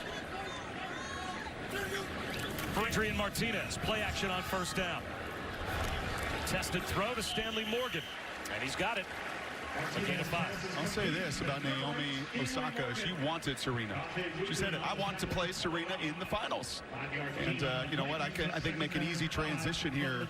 Adrian Martinez wanted this job. He wanted this job. He wanted to prove to Scott Frost he was ready to play. He was the most ready to play a week ago, said Coach Frost, of any of his players. Put together an excellent first half. Greg Bell. A yard. And is the momentum starting to swing back the other direction a bit? A field goal before halftime for Colorado. And now after first down, let's take a look at Martinez.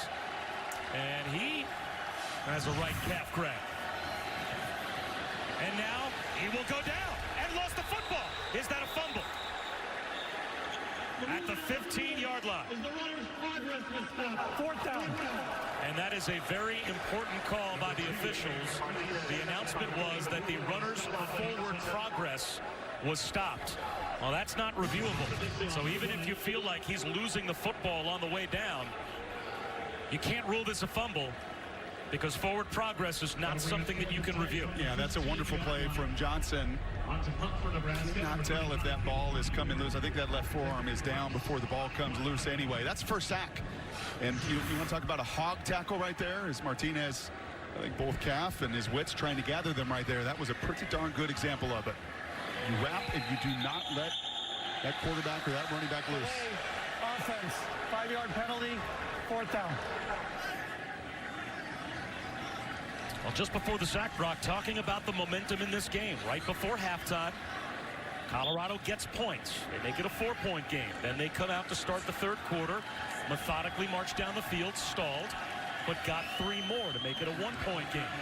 And now Nebraska with a 3-and-out, punting from the end zone. Motion everywhere.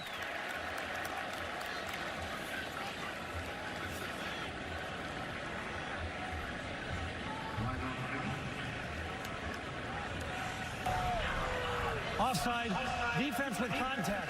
5-yard penalty, remain fourth down. So we're back to where we started. But if there is a moment in the game where you can feel the crowd getting quiet and momentum possibly shifting, it's right here. Colorado should get great field position and a chance to take the lead back.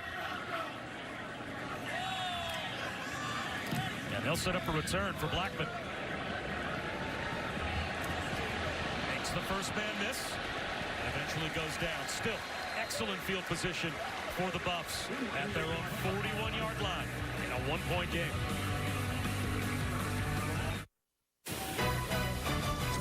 College football presented by Walmart on ABC is brought to you by Nissan, innovation that excites, and Geico. 15 minutes could save you 15% or more on car insurance. Takes some effort to fill up all those balloons. And when Nebraska scores their first touchdown, this is what happens at Memorial Stadium. There's the scene in the first half as the touchdown balloons released. Can I ever ask a really inappropriate question? What if they were shut out? Do you get to pop all those balloons, or do they get released in the middle of the night, or they just wait for the helium to die out? It's a good thing that they've not had that issue here. That's the coach's son always thinking the downside. I'm sorry.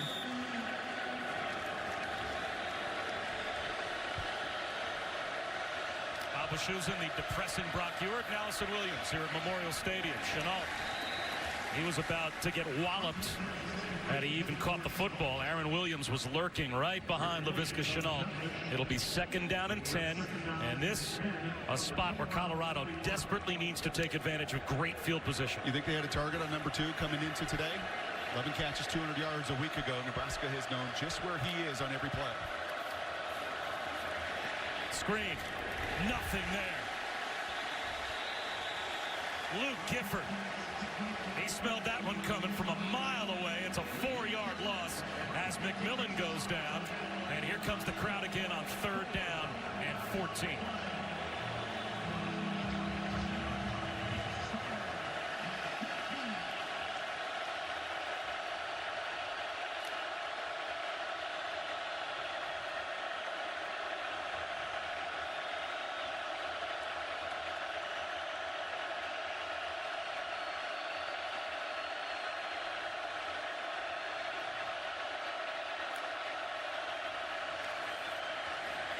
Montez out of the pocket. He goes down again. Tyron Ferguson. A loss of 5 more. That was a really cool chess match there. You saw on one side Montez do what they call a freeze play. He claps. He tries to get that defense to diagnose, or he tries to diagnose and read what they're doing. He slid the protection the other way. Nebraska says, that's fine. We, too, can change what we do, even in year 1 of this system. A wonderful little chess match there that left Montez running for his life, and Ferguson getting the Cornhuskers' 4th sack.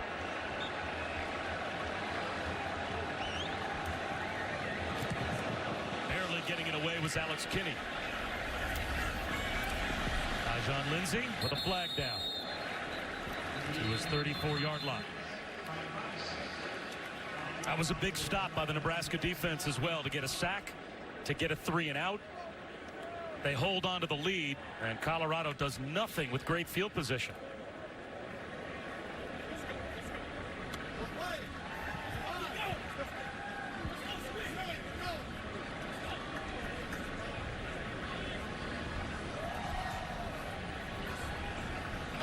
During the kick, holding receivers. That penalty is enforced from the end of the kick, 10 yards, first down.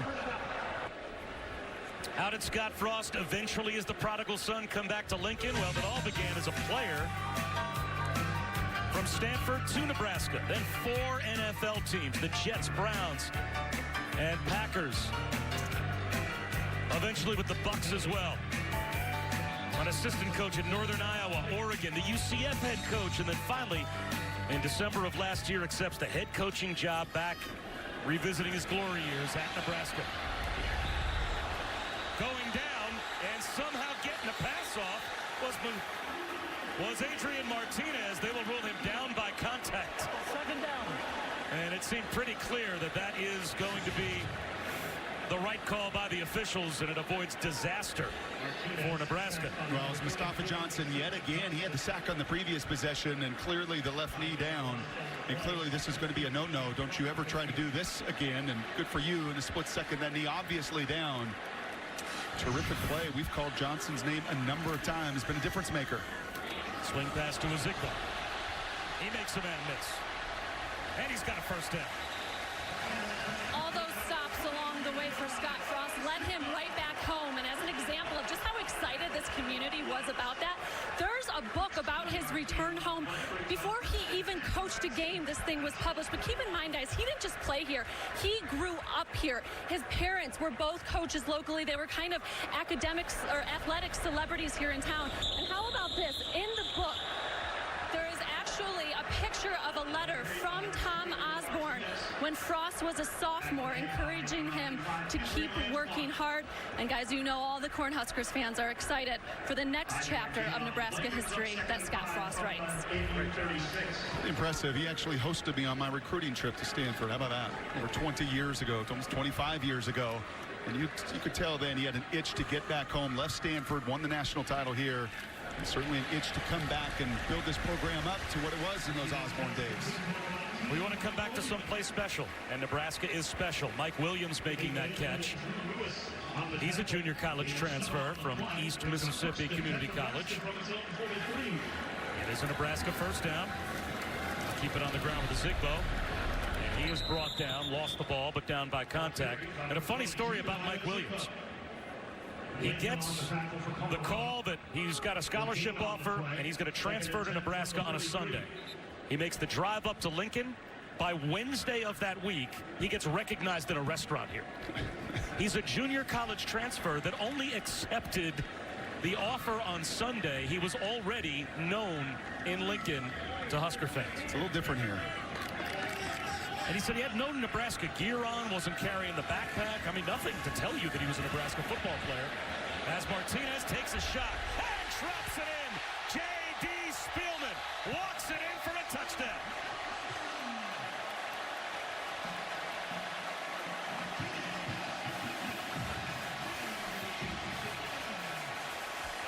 Just wondered when Spielman was going to get into the act.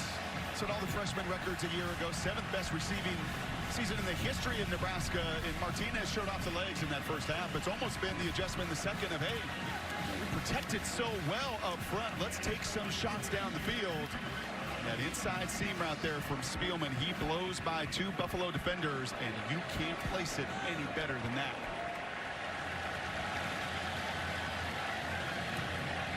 Nebraska back up by 8. 5:35 to go in the third quarter. Adrian Martinez takes a shot, and J.D. Spielman does the rest. 57 yards. Still a one-possession game.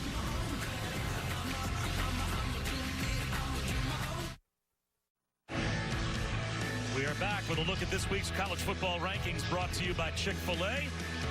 And there are some teams in the top 10 doing work right now. Georgia at South Carolina with a 17-point lead. And Notre Dame comfortably in front of Ball State. Washington an early 10-0 lead against North Dakota. I heard the Bear this morning. Bear took Arkansas State. A whole lot of points. Thought, well, this is one of those games Alabama comes home and maybe doesn't take care of business. 40 points in the first half. Are you kidding me? How about the touchdown throw from Adrian Martinez and a freshman quarterback, Brock, showing you something? Yeah, that's pretty good. So you've got a vertical route here and a hitch route from Stanley Morgan. Those are your 2 routes and 2 choices. Okay, now what's really cool here is there's a moment of truth. A young quarterback can take this hitch. There's a lot of cushion, and a lot of freshmen take it, but not Adrian. He sees a massive amount of green grass, and in that moment he says, nope, I'm going to give J.D. that chance. You know, this whole idea and the mindset that Scott Frost has here, a big sign right outside their weight room, there's no fear of failure. You just don't take the conservative, just go the easy route, throw the little hitch route, and just play it safe. A lot of coaches would teach that. Just take what's there, just take what's there. Nope, I've got J.D. there, man, and if he's even, he's leaving with that amount of green grass. I'm going to put 6 on the board. And Montez answer. The pass rush gets home again. Down he goes. Sack number 6 for the Huskers. And it's Khalil Davis again. The Davis brothers, his twin brother Carlos, they're both doing work up front. Yeah, the big man, it's all about his hands. Watch him right here. He just uses his hands. He splits the double team. He says thanks, but no thanks. And in that combat at the line of scrimmage, you see time and again who gets their hands on the other first often wins.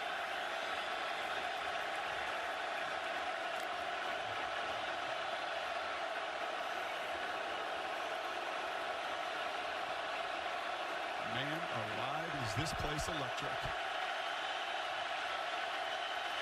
Play clock at 2. Seam route, incomplete, looking for McIntyre. And McIntyre thought he was held.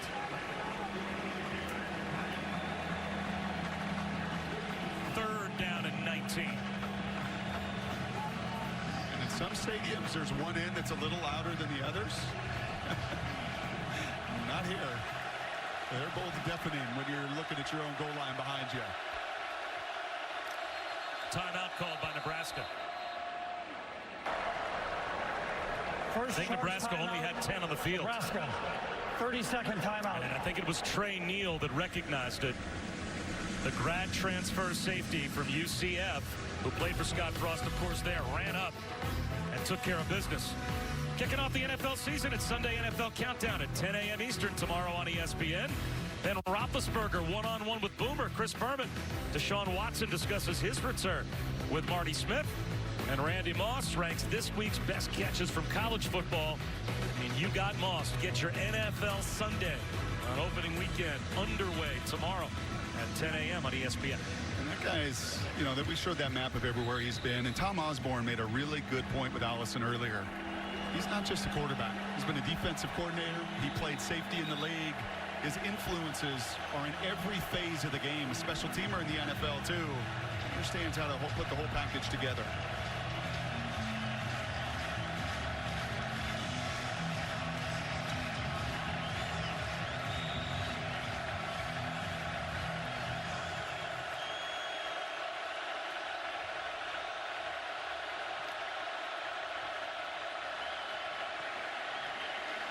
Montez to the sideline, coming back to help his quarterback is Winfrey, and he backs his way for a first down.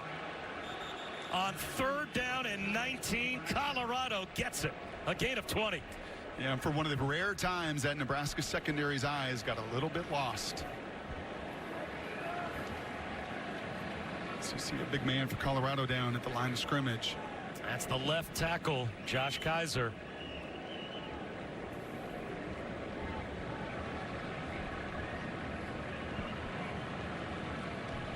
So that tempers the enthusiasm a bit of just picking up that first down. 20-yard gain as you are looking at your senior left tackle down, and they are looking at his right leg, maybe his right ankle. Told you, man, this clicker's a little bit dangerous. I also talked about the eyes, and look at Lamar Jackson here. Okay, this is third and extra long, and his eyes are all the way back into the quarterback. And when he scrambles, and he's got his own responsibility to the outside. Okay, this is his area of coverage. He's cheating. He's thinking the quarterback's going to scramble, and he's going to make a play on it, and instead loses sight, vacates that zone, and because of it, Winfrey, an enormous play.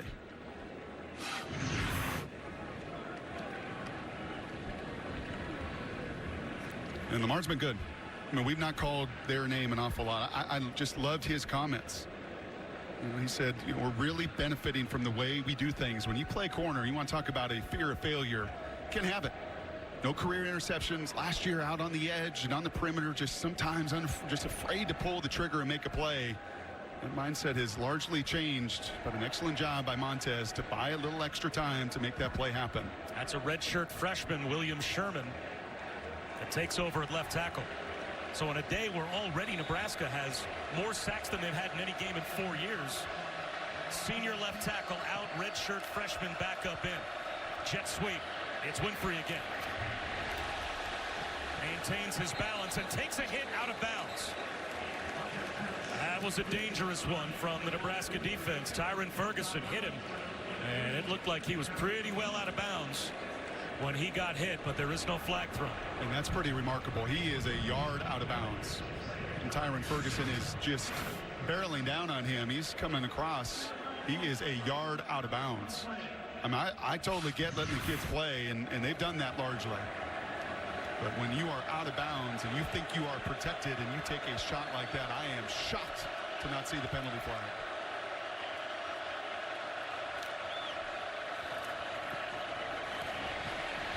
Montez, a strike to Chenault. To the 42-yard line of Nebraska. Oh, you want a little Manning training? You talked about Eli and Peyton earlier. It's a pretty good look at it here and all the training with Coach Roper to stand strong, to not get frenetic back there, to trust your fundamentals, step up and throw a dart. Kyle Evans may have picked up a foot. Nick Stoltenberg was there to grab him around the ankles. Now look at Big Nick, the captain, right in the middle. A lot of these parts are interchangeable in Eric Shenander's defense, right? The ends can play both sides. That guy's a nose tackle through and through.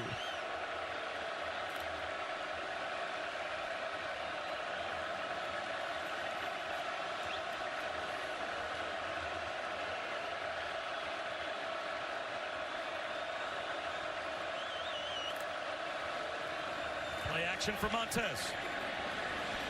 Nowhere to go with the football. And heaves it to the sideline. Was he out of the pocket? He got the ball back to the line of scrimmage. The sideline for Nebraska. And threw the ball beyond. There's no intentional grounding. Third down. Sideline for Nebraska was looking for an intentional grounding flag, but the officials say he got outside of the pocket. The ball definitely got back past the line of scrimmage. And I think that's a good call. I think it is close, and when it is close, they're going to favor, like baseball, like a tie. You're going to favor the quarterback there to protect himself. Tie goes to the runner. That call typically goes to the quarterback if it's gray at all. Sets up another big third down. It sets up a pressured look here from Nebraska. It was a press man-to-man. Delay of game. Delay game. Offense. 5-yard penalty. Remains third down. And that's 6 sacks. That's looking at defenders there at the line of scrimmage or in your face. That's after a throwaway now. That play clock starts faster. So you scramble, you throw it away. You got to get back and get everything set. But that delay of game, as much as anything, you can attribute to that constant pressure, the harassment, the sacks, the weighs on a quarterback.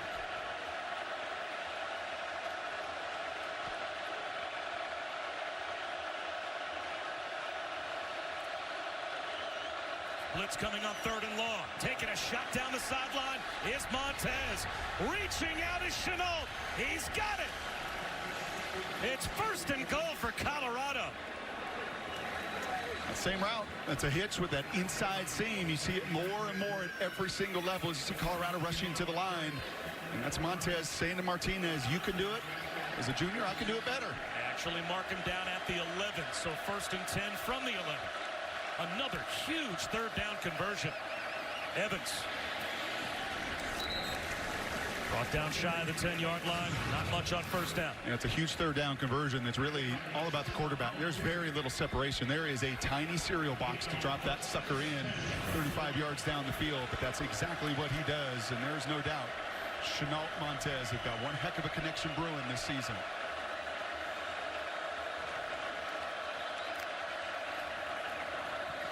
Evans up the middle. To the 8-yard line. Colorado can pick up a first down without scoring. They have to get it inside the 1. So this will be 3rd down and 7 from the 8. I like that first down run, but man, that second down run right there into a lot of bodies puts a lot of pressure on this 3rd down.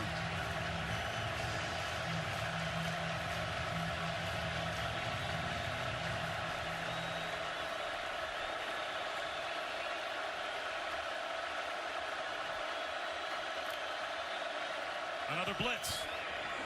McIntyre to the pylon. Walks in with a touchdown. His second of the day.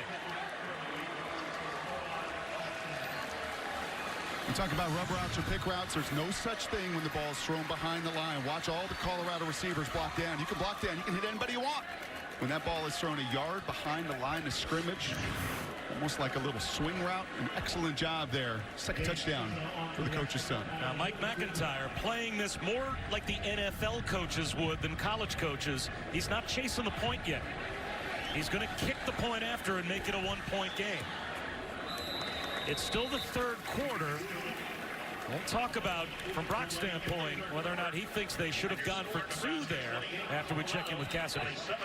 Thanks, Bob. Ole Miss in some trouble against Southern Illinois. Look at this play. Sam Straub drops the snap, collects it, finds Raphael Leonard, who then delivers the stiff arm and gets in for the 70-yard score. Southern Illinois up 38-35 at the half over on the SEC Network. Bob, Brock, Allison, back to you. No, they are not going to be happy in the Grove if that result stands up. But, Brock, we've got a 1-point game again.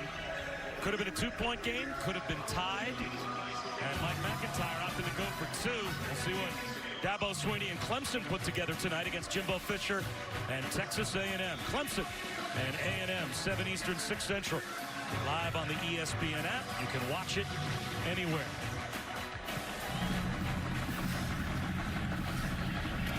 Spielman will take a knee. Would you have gone for 2? I don't think so. I mean, just look at the number of plays here. 59-55. We're not even to the 4th quarter. I just, there's so much football left to play, and we have seen that and felt that over the course of this game that I think that's the wise decision. There's 6 minutes to go in the 4th. I think that's what those coaches' sheets have, right? They've always got the little decision-making process. Then it may be a little bit different. But after you score this touchdown on a perfectly execute, that's all about timing. You can see the receivers in front. They're all blocking down the field. That's because that ball's thrown behind the line of scrimmage. And it makes and paves an easy way there for McIntyre's second touchdown. It must be amazing for Mike McIntyre to see his son Jay out there scoring touchdowns for him. He played for his father as well, George McIntyre. At one point during a long coaching career was at Vanderbilt, and Mike was one of his players. Offense, 5-yard penalty, remains first down. Now Adrian Martinez, just unaware. The true freshman takes a delay of game to start the drive off. And I think Scott Frost didn't utter anything, but in his head said that's what true freshmen do sometimes. Screen. Maurice Washington, blockers in front. Close to a first down.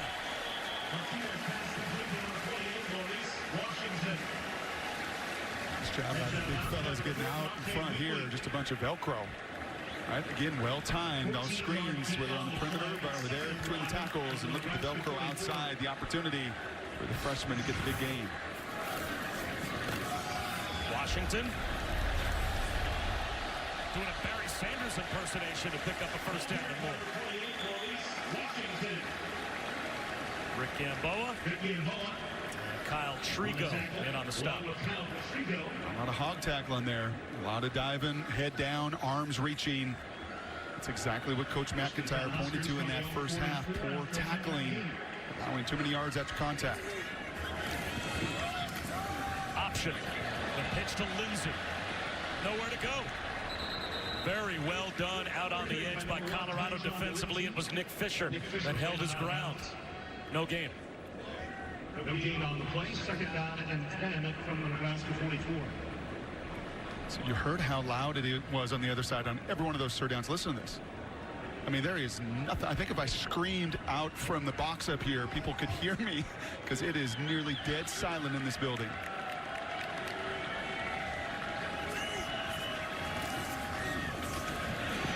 There goes Martinez. No one home in the middle of the field. And he rides a tackler all the way down to the 31-yard line. Brock, you mentioned the noise and subsequent lack thereof when Nebraska's on offense. I've been tracking it on a decibel meter. When it's third down and their defense is out, it's about 105 decibels, equal to a diesel truck. But when it's the offense out there on third down, it's in the low 70s, which is like loud singing. You are right, though. It gets very quiet when they need it to be. And they get one more snap off before the end of the quarter. Martinez floats one to the goal line. Stanley Morgan lost it. All 90,000 were about to take it back up to 105 decibels. They thought the senior had a touchdown. You don't normally see Stanley Morgan cough it up when he has a chance for 6, but he drops it right at the goal line to end the third quarter.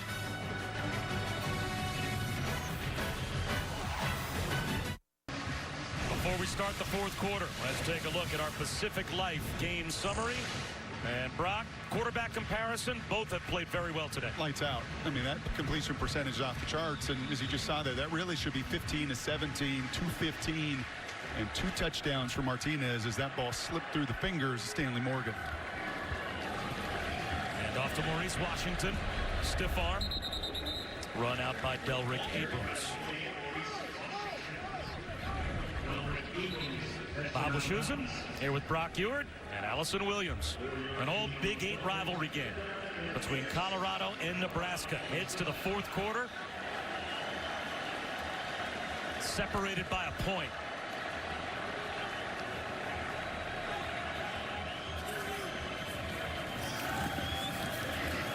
Martinez out of the pocket. Dirks it across his body. Sets up a big third down. Or check that fourth down. And a big-time decision that Scott Frost does not hesitate for a second.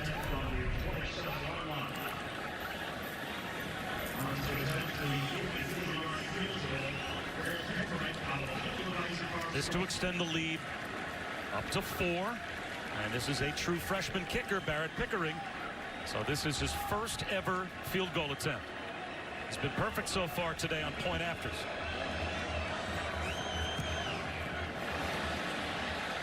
But 0 for 1 on his career kicking field goals. So Colorado gets the ball back down by only 1 early fourth quarter. And as Colorado gets the ball back, I would think in the final 14 minutes we're going to continue to see a whole lot of Laviska Shenault. He's been everywhere. He's a Johnny Cash of this football team. He's a slot receiver. He's a wildcat quarterback on a rushing touchdown. He'll play receiver on the perimeter. He'll catch big third down passes out of the slot. I mean, he really is remarkably at 6'2 plus 220 pounds of receiver first. You know, many times we see these slash players and they're not really anything. They're a little bit of a bunch of positions. He is a receiver that just so happens to be tough enough to play that tight end spot and the running back spot. He is quite a weapon. And here he is. First drive of the fourth quarter begins with Shenault for Colorado. An end around that picks up 7. And I just love the toughness, man. I mean, he will come back in their zone scheme, and he has the backside end to cut down and to collision with. You saw it on that fourth down conversion, the trust that this staff has in him to do everything. Flags down. False start. 55 offense. 5-yard penalty. Remains second down. Brock, Laviska Shenault is tough, and he is strong. In the weight room, he doesn't work out with the receivers. When it's time to do squats, he's with the linemen. He squatted 475 pounds. That is a wide receiver. That's absolutely remarkable.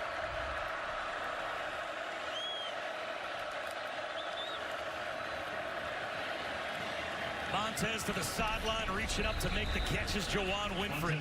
That's good for a first down.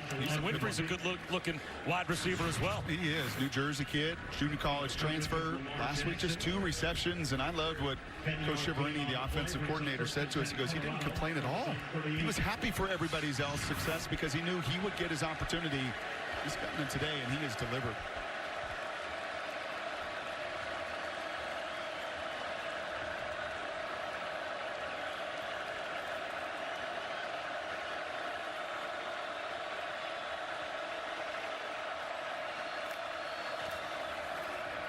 Kyle Evans for 2 yards.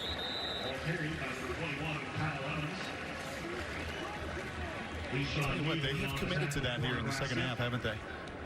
It's not been big run after big run. This group here for Nebraska in their front 7, they've committed numbers to stopping it, but I'll tell you what that does is it sets up play action. It keeps eyes into the backfield. It opens up maybe just a half step out on the perimeter, which they have Colorado taking advantage of here in the second half. Here comes a blitz off the corner. Man-to-man down the sideline. K.D. Nixon can't haul it in. Steven Montez threw down the sideline into one-on-one coverage right over the top of the side where the corner blitz came from. And that was Mr. Boodle again. I mean, we have called DiCaprio's name 3-4 times in the red zone. They've been testing him. There is no doubt he had a mark on him coming into this game to challenge. He has delivered again and again and again and again on that one. 3rd down and 8.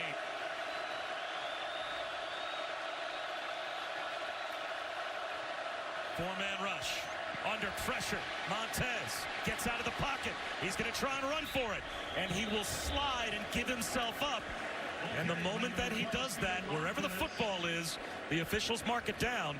So he's 2 yards shy of a first down. It'll be 4th down and a full 2, maybe 2.5 yards. And I bet you, if you asked Steven, he thought he had that. I mean, it is a unique sense for guys. And by the way, unique here is Colorado is looking like they're going to go for this. And a 1-point game with 12:15 to go on their side of the 50. You like this call? And this is going to be the Wildcat run play, if anything else, which they ran for the touchdown. No, this is too much risk for me. Laviska Shenault takes the direct snap on 4th down. Right at the marker. It all depends on the spot. Mohamed Barry made the stop, and if he is short, he is short by a couple of inches. Oh, I like going for 2 and chasing those points, but you're on your side of the 50 here with 12 minutes to go. That is an awful lot of risk. It looks like that knee went down before Shenault was able to reach the ball out.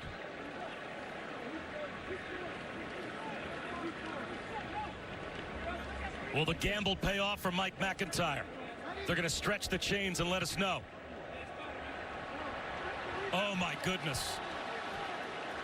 Wow. That is literally the nose of the football. If Gene Steratore was down there, he might have taken out the credit card and tried to slide it, the index card, try to slide it in between. That is how close that measurement was. And now they're going to go up to the replay booth just to make sure they got the spot right.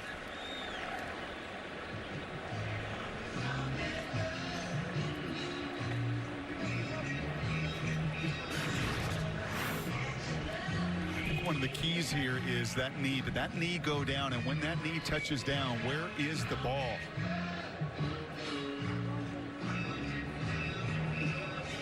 Now you have to have indisputable video evidence to say that at no point there, as Shenault was going down, that he got the nose of the football to the 48-yard line.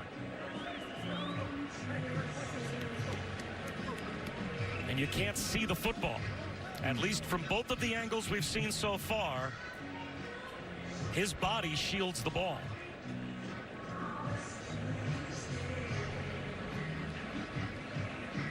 I don't know how you would ever look at those replays and change the spot. The ruling on the field stands. Yeah. First down. That's the right call. Yeah, I think that has to stand. Scott doesn't like it, and he's pretty upset about it from his vantage point. I'm sure he was watching that play right on that marker. It felt like that ball never got there, but that is a testament to the confidence Mike McIntyre has in his best player, Chenault.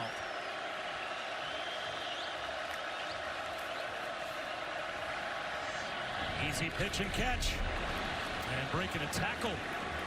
And picking up a first down is Tony Brown. First time we've called Tony Brown's number today. The transfer from Texas Tech.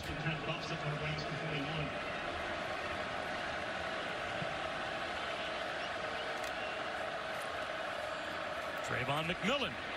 Nice jab step at the line. Weaves his way for about 9 yards. Again, Mullidoon brought him down. Yeah, it was that jab step that led to over a 100-yard day last week with a touchdown, the Virginia Tech transfer, and that's why you continue to be patient with that run game. If it's 0, if it's 2, eventually you've got to commit to it. Try to wear down that Nebraska front. They gave him progress to the 31. Good for a first down. There's McMillan right up the middle. Into the red zone. 12 more and another Colorado first down. That big time block there from Purcell. On the back of nose tackle, Newell trying to give Stoltenberg a breather. And they're running right between the guards. McMillan again. Breaking tackles in the backfield. Lost a yard. Well, Darren Chiaverini, the offensive coordinator for Colorado, gave Trayvon McMillan and Kyle Evans the nickname Thunder and Lightning. It was lightning in there to start the drive. Now they're bringing the thunder.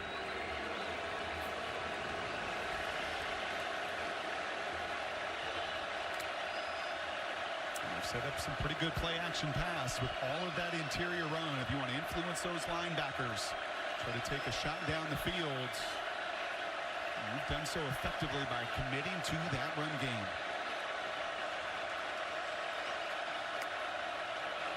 Play action for Montez. Has to throw it away. Quarterback is out of the pocket. No intentional grounding. 3rd down and 11 at the 20-yard line. He's been the money man on 3rd down. It's been his legs, been his arm. 3-4 occasions here in this second half. You converted 3rd downs because of Mr. Montez, Allison. Well, guys, one of their big-time playmakers, Katie Nixon, their wide receiver, is not out there right now. He's receiving medical attention on the bench from the athletic training staff. Looks like it might be some sort of shoulder injury, but keep in mind, he is not there. He's a major weapon. Although they do have Laviska Shenault, he is in the slot right to the top of your screen. Montez looks left instead. Incomplete. He wanted Kavion Ento. He got tangled up with Aaron Williams and fell inside the 10-yard line. And no flag comes out, so it will be a field goal attempt for Colorado to try and take the lead.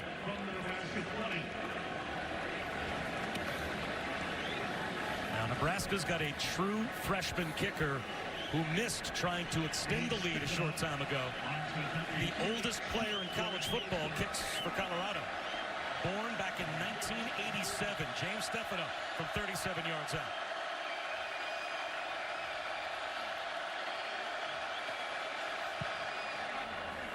Hooks it left. And he can't convert. Nebraska holds on to a 1-point lead. The momentum continues to swing here in Lincoln. The college football playoff lives on ESPN. We're back in Lincoln, but tonight after Michigan State, Arizona State on ESPN. Stan and Max have Sports Center for you. Kirk Herbstreit joins the show with his college football standouts. All the best sights and sounds from the gridiron. And Serena was going for history, but it ends in controversy at the U.S. Open. Sports Center after football, 1:45 m Eastern. Later on tonight, quarterback draw for Adrian Martinez. First down. Picks up 5. It's sometimes hard to draw a whole bunch of football with the tempo that Nebraska plays, but let me just tell you from an X's and O's standpoint, the number of times they get an advantage through their motions and shifts and number counts, Such a huge part of what they do. Greg Bell. You know, you watch all this motion and shift, you think, oh, is this just eye candy and distraction? No, it never is. It is constantly trying to get an extra advantage, especially when you've got a running quarterback. It puts such a burden on that defense. Big third down. Huge.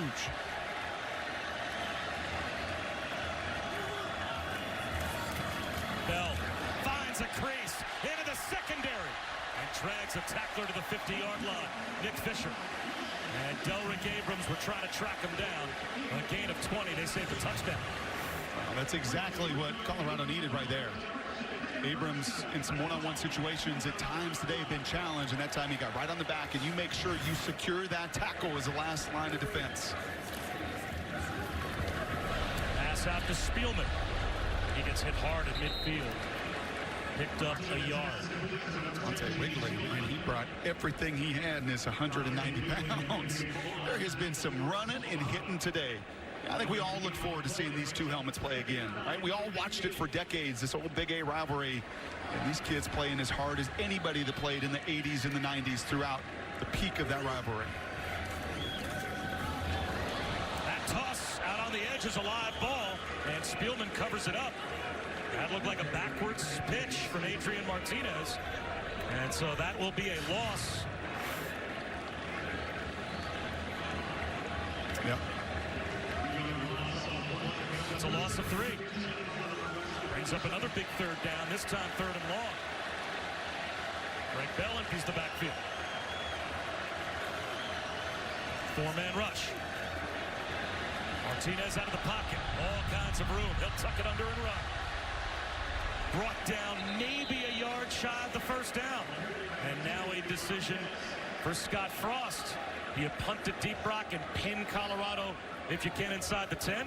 Or do you look at this as maybe a knockout punch? Yeah, I think you just watch your freshman kicker miss. I think that thought about scoring touchdowns over the course of this game in the final 7 minutes, that's paramount. He's going to go. Bell is blown before he gets anywhere close. Nate Landman, another tackle on a 4th down stop for Colorado.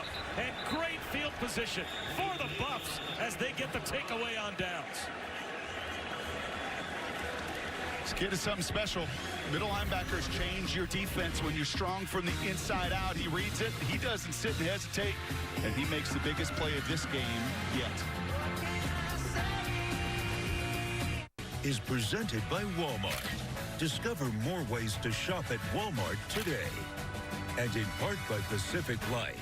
Experience the power of Pacific. Beautiful day to take a selfie on a beautiful campus here at Nebraska. Although what was just made was a beautiful tackle by Nate Landman to get Colorado the turnover on downs. They've got great field position down by 1. And here's Laviska Shenault turning the corner. And it takes 4 Huskers to bring down the man that Mike McIntyre told us reminds him of Julio Jones. Nate Landman with the big rugby-style tackle going low there. It's something he actually learned from his dad, who was a professional rugby player in Zimbabwe, where Landman was born, and he lived in Zimbabwe until he was 3.5 years old and came to the States. So that means he wasn't a U.S. citizen until a year ago. He said, "I'm proud of the fact I was born in Zimbabwe. I've always felt like an American, though, and receiving my citizenship was a very proud and humbling moment." Guys. Yeah, he is such a difference, Allison. There's just no question about it. They had to get him on the field last year. Last year he got on late as the season went along. And this year they said, you know what, leading tackler, I'm sorry, Drew Lewis, you're going to have to move to the outside. We have got to get the kid they've nicknamed the Hammer. We've got to get him on the field, and you see why.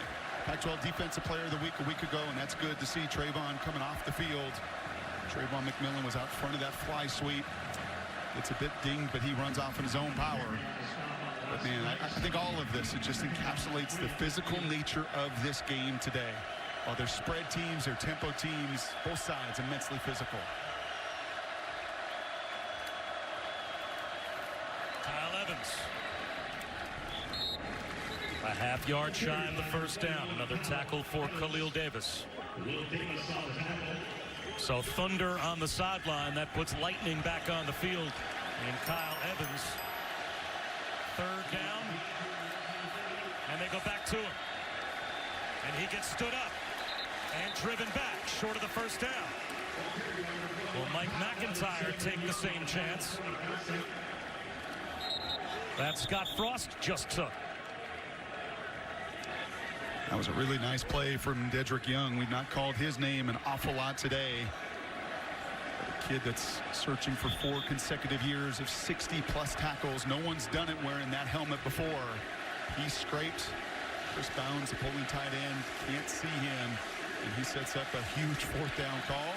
Now Brett Ton's coming off the field. So your starting left guard and your starting left tackle are both hurt. And are both now replaced as Jacob Moretti, another redshirt freshman, goes in. Is number 2 on the field? Because if he's on the field, he's been the guy that's been awfully big in these moments. He's on the field at the bottom of the screen. 4th down and a half yard. Colorado will go for it. They run the option. Evans, no chance. And Nebraska answers right back with a stop of their own at midfield. Dedrick Young ran out Evans at the 50.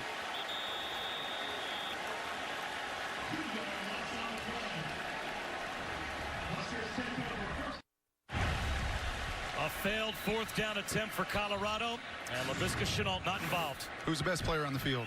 He's right here. How much field does he have to work with? All of it. All of it. That's your opportunity. I know why you called it, because you want to option off one guy. But instead, too much team speed for Nebraska as they get into that short side of the field. And Shenault saying, man, give me any opportunity to make a play. And I had the whole field to work with. An interception thrown by Martinez. It's picked off by guess who? Nate Landman. And just like that, Colorado gets it right back. All the way down to the 32-yard line. All right, I'm exhausted, man. These back and forth. Nobody wants to punt. This is remarkable stuff and probably shouldn't be surprising with freshmen. Look at Landman's eyes. He totally baits them. The true sophomore versus the true freshman. He covers 2 guys. Landman's inside out on that play, and he, I know, is thinking, Adrian, I'm gonna bait you right into this throw. I'm gonna act like I'm covering that little hitch route out over the ball. And Scott Frost, I am so athletic, I'm going to get underneath that, and I'm going to make a game-changing play for Colorado. The first 2 possessions of the game were turnovers by Nebraska that resulted in Colorado touchdowns. That's their 3rd giveaway. Now what happens? Here's McMillan. 3 yards. Already inside field goal range, although Stefano missed his last kick. Number 2's got to touch the ball here, right? Game on the line, deciding drives, he's got to find a way to get the ball. He's at the bottom of your screen.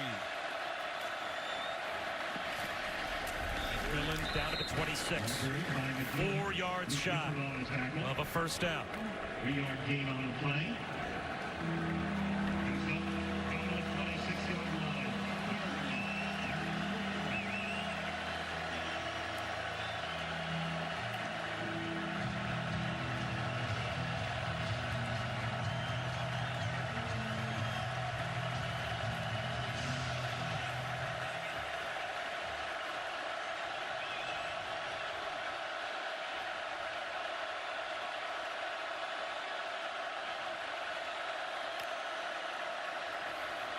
Montez, incomplete. So now it will be a field goal attempt, you would think, to try and take the lead. And here comes the field goal group. That's a rare miss there in this game for Mr. Montez. That was a really well-conceived play. Everything you want. Unfortunately, fundamentals fall away, as does the ball into the turf and putting more pressure on Mr. Stefano. From 43, after missing from 37 on his last attempt,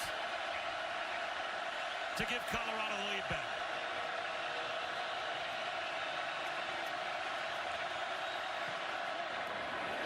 Looking left, misses it again.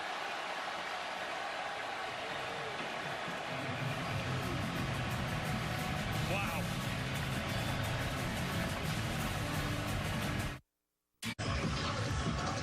Schusen, Brock Ewart, Allison Williams watching Steven Montez, and Colorado.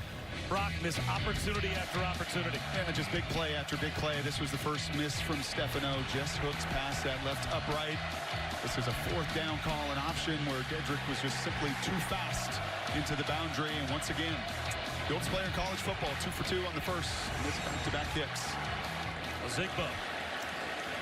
Now it's back to the senior on the ground, 7 yards on first down. And I know these teams practice nothing but tempo, or so it seems. You don't want tempo here if you're Nebraska. You want to force Colorado to use those timeouts and take every second off the play clock that you can. And on 2nd down and 3, they were just about set to snap the ball with 20 on the play clock. And flags fly. And that's going to go against Colorado. Oh, excuse me, it goes against Nebraska. The center there flinching the football. Number 32 of the defense, calling cadence. That's a delay of game. 5-yard penalty. That results in a first down. Let's see if we can hear this. That umpire knew.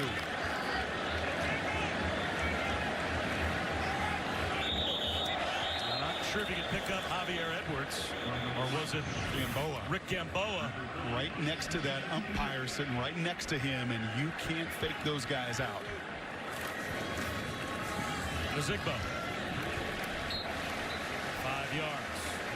You can stream college football all season long on ESPN+. So start your free trial today by downloading the ESPN app or visiting ESPNplus.com.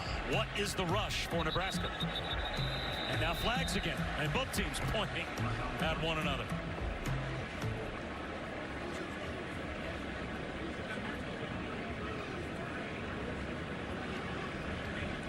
Number 20 of the defense entered the neutral zone, causing the offense to false start. 5-yard penalty. That's an automatic first down.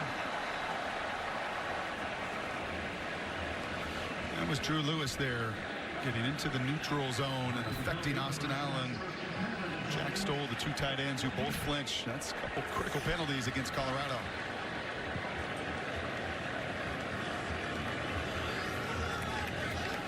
See how long they wait to snap it here. They'll snap it with 10 on the play clock. Flags thrown once again. And this one will go against Nebraska.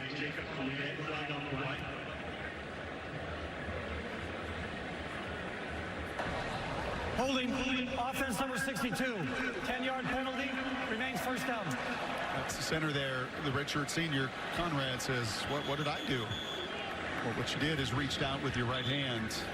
And Adrian Martinez is hurt.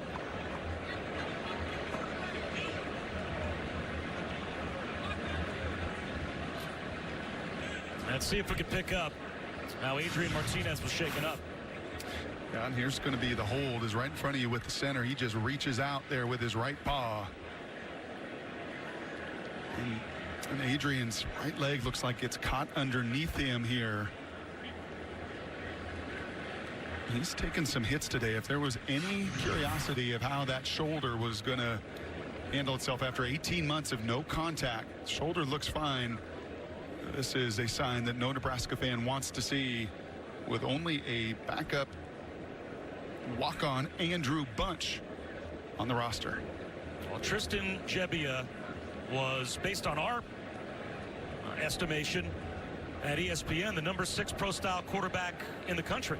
And it was Gebbia and Martinez that were in a quarterback battle all the way through camp. Martinez won the battle. And the next day? On the 27th of August, right before the season began, Gebbia said, I want out. I want to be released from my scholarship. I'm not staying here as the backup. And he headed to Oregon State. So that leaves Nebraska with a walk-on quarterback as their only depth, as Adrian Martinez can't put any weight for the most part on that right leg.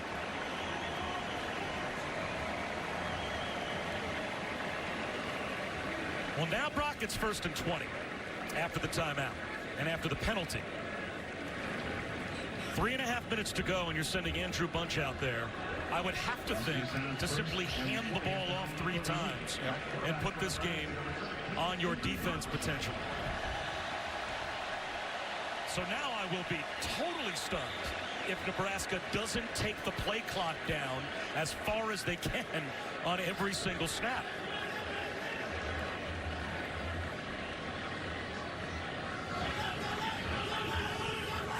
And they snapped it with 12 on the play clock. Zigbo up the middle for 3 yards. You could almost take 2 full minutes off the clock plus if you just let the play clock wind all the way down at 40 seconds. Well, they're lined up, just about set to go with 23 on the play clock. And they snap it with 18. Quarterback draw. And it's bunch. Now it's 3rd down and long. And now a timeout for Colorado.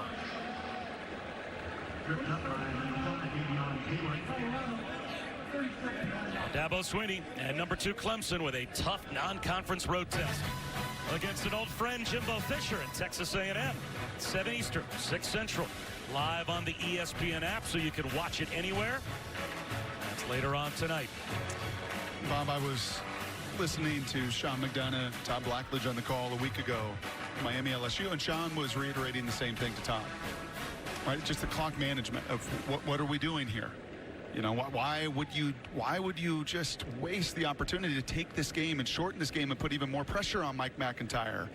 And the only thing that I have said to you consistently, I think over 4 years, as we've had this conversation seemingly again and again and again, is this is just what they are. This is who we are. This is what we do.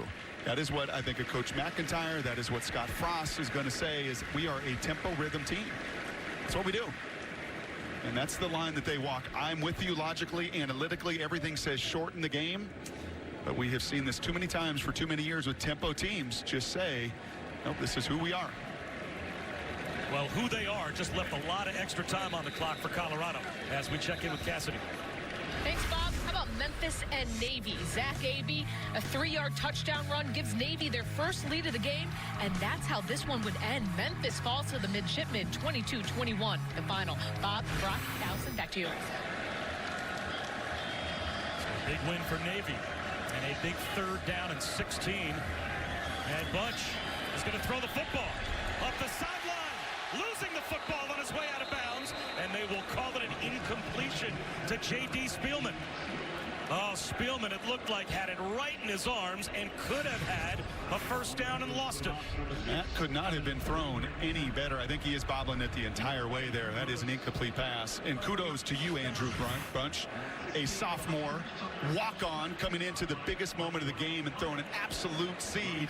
And unfortunately, Spielman on the other end just unable to reel in. So 2.5 plus to go for Colorado, and they still have 2 timeouts. So this will be on the Nebraska defense to try and hold on to a 1-point lead. Lightborn with a wobbly kick. On the dead run, Ronnie Blackman to the 24-yard line. A couple occasions we saw Morgan on a near touchdown reception. I think feels some footsteps here, and Spielman runs a beautiful route, well timed with the rollout, just unable to really gather possession there of the football. Never really had it. Play that Nebraska needed to make to continue to churn this clock. Cornhuskers unable to do so. It was 28-20. When Colorado scored last, late 3rd quarter. They opted not to go for 2. And they still trail by 1.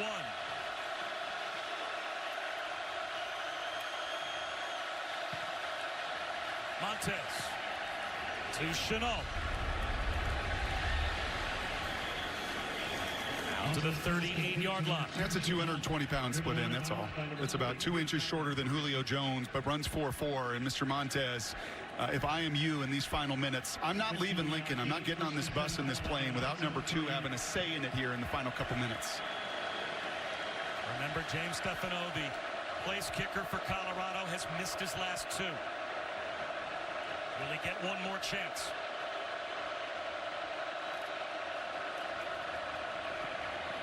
Quick out. Caught by Jay McIntyre. Montez pass complete to number 14, Jay McIntyre. And the oldest player in college football trying to stay loose. How many times have you said that? You left that note. I get it. He's old. For those just joining us. Second down and 6.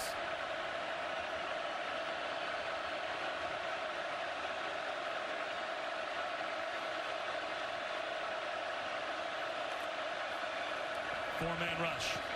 Montez. Incomplete. Well wide of McIntyre. It'll be third down and 6. It's that same throw. It was a 3rd and 6 earlier. They were in a really good concept. And he has McIntyre open in the flat. That time open on the out. You just have to trust your fundamentals there. Throw it downhill. Put it on your receiver.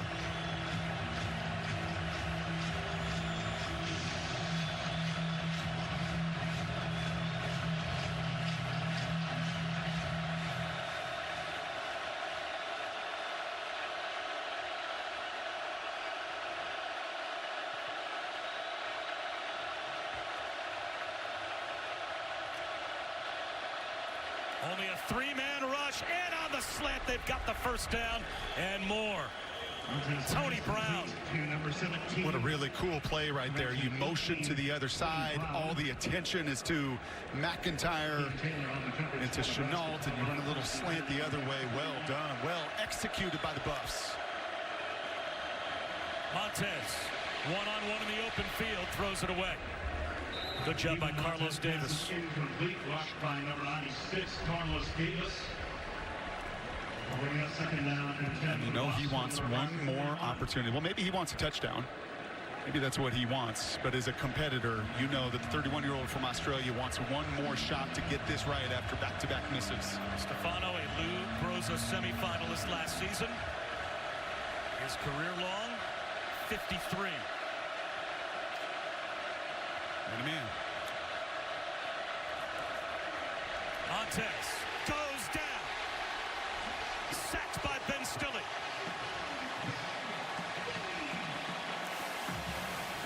Seventh Nebraska sack. And now it's third down and a mile. It's coming right at you, right over the center, right here. And I talked about hands an awful lot today. Stille, 3.5 sacks, paced Nebraska last year. Yeah, you heard me right. 3.5 sacks, was the leading sacker a season ago. 7 today. After just 14 last season as a team. Now, if you are Colorado, you do not have to pick up the first down to get into field goal range.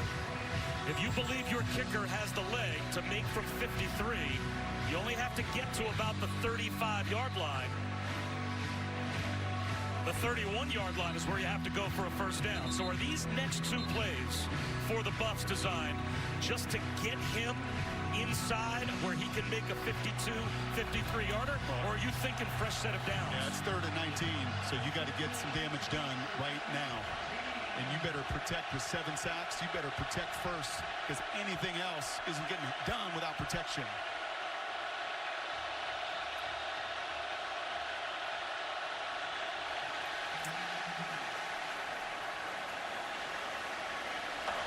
False start. Offense number 14. 5-yard penalty. Remains third down. And this place is rocking, and it's played as big a role as anything today, and it's just the left guard, and it's a flinch. You can see his eyes are out there at that blitzer. It's also the receiver, McIntyre. Both of those guys just flinch, trying to get a grasp on this pressure. High throw up the seam, incomplete, laying out. Jay McIntyre. A hit in the secondary that's going to give a free first down to Colorado. Did Antonio Reed just make the mistake of the game? Personal foul, defense number 24. Unnecessary hit against the receiver.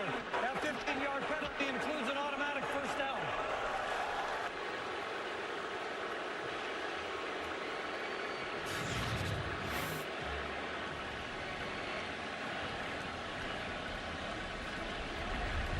Now, they called the penalty on 24. It was Antonio Reed, 25. That goes after a defenseless receiver and gives a free first down to Colorado. Now, they're still not quite in field goal range, but it's a fresh set of downs. The previous play is under further review.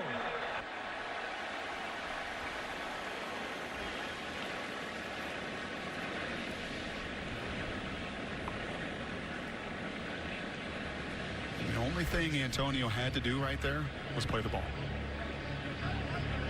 You know, the senior out of Memphis, Tennessee, he's played a bunch of ball, 35 games, 5 starts.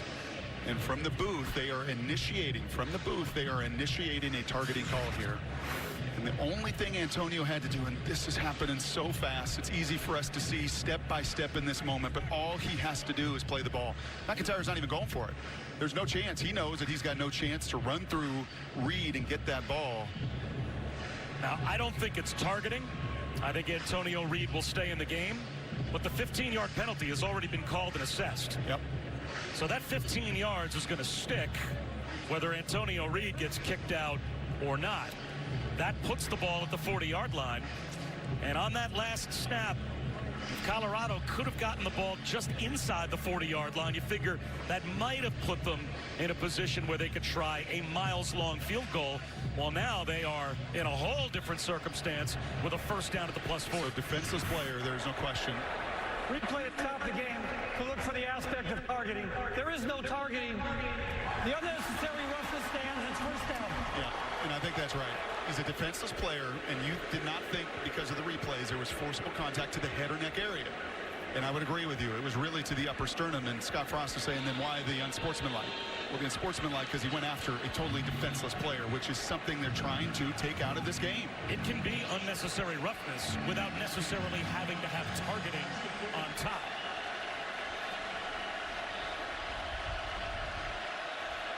What a massive penalty.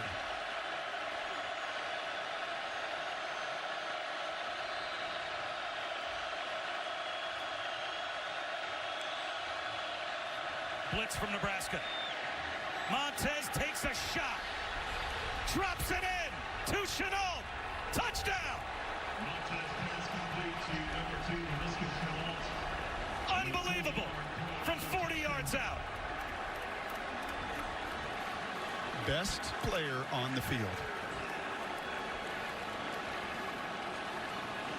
Your best players have got to make the biggest plays at the biggest moments, and that's exactly what they did. I highlighted a few different times when he didn't go his way in this fourth quarter.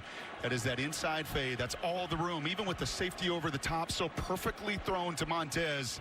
And the biggest difference maker here in 60 minutes of action shows it yet again. That's now 177 yards receiving on 10 catches after 11 and over 200 1 week ago in Denver. And now up by 5, a no-brainer to go for 2.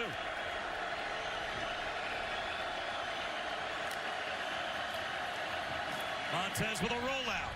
And that's short of the goal line. McIntyre was hit and driven back by Deontay Williams. And he's shaken up. So Nebraska now with 2 timeouts. They still have 1:06. But what's the status of their quarterback? Well, the status of that guy is the most valuable player. He's a little bit banged up. But what a day once again.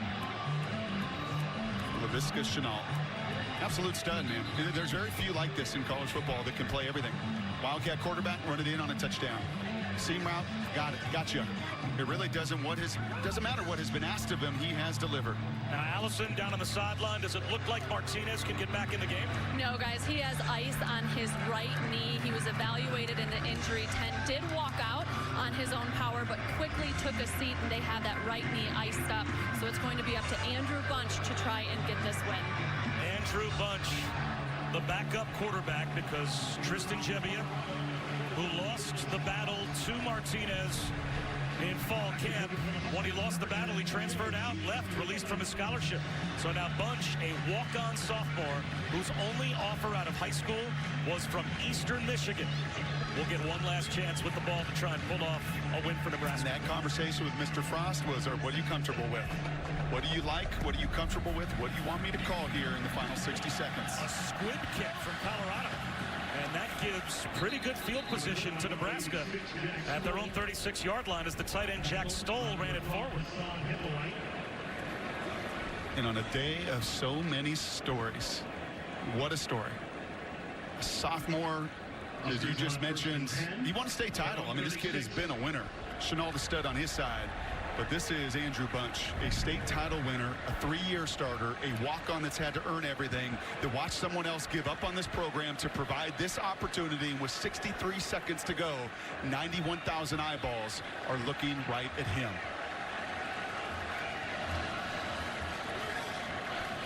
Four-man rush.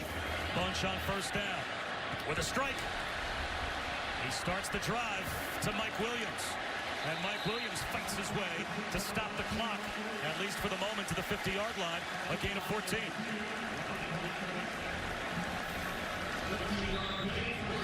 Andrew Bunch threw 79 passing touchdowns during his high school career.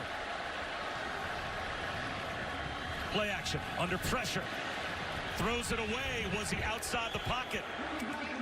Parker, there is no grounding. That's a big call. That is an enormous heads-up play, man.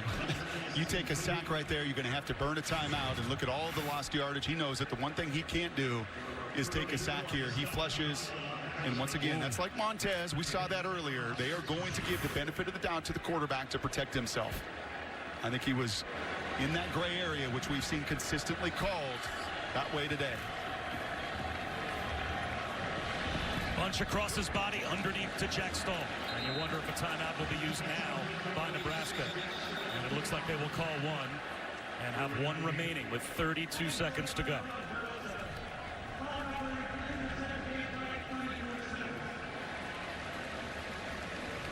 Well, Colorado takes the lead against all odds. And the biggest play that led to the touchdown was that penalty on Antonio Reed, which would have set up 4th down and a mile. And you just knew Darren Chiaverini was also not going to leave here without Chenault playing a factor in it. And Steven Montez doesn't make those plays last year.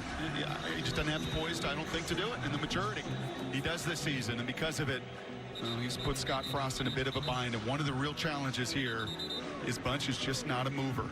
Unlike Martinez, that we have seen create so well with his legs today, the protection's going to have to be right. The routes are going to have to be right down the field. And Stanley Morgan, J.D. Spielman, two guys who've had opportunities today, they've got to find a way to deliver for their walk-on quarterback.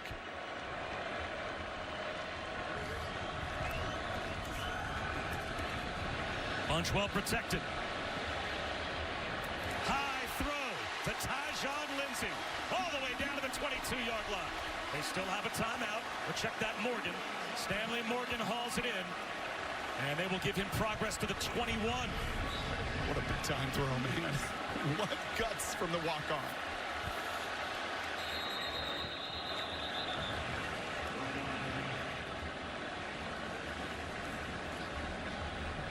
The false start on Nebraska will cost Scott Frost a timeout. False start, number 76 of the offense.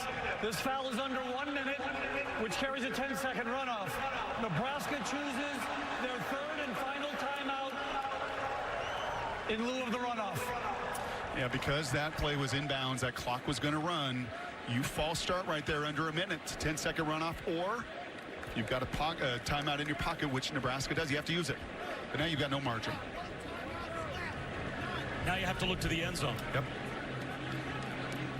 What a crucial penalty. Now you look at that call sheet.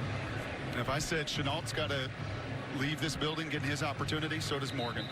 And a beautiful job by Bunch right there to buy time, keep his eyes down the field, and just throw another beautiful pass high and away for Morgan to go up and get it. This has to be Morgan or Spielman.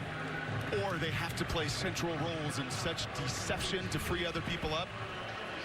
But they're your best players, and you want to go down. If you go down, you want to go down swinging, giving those guys an opportunity.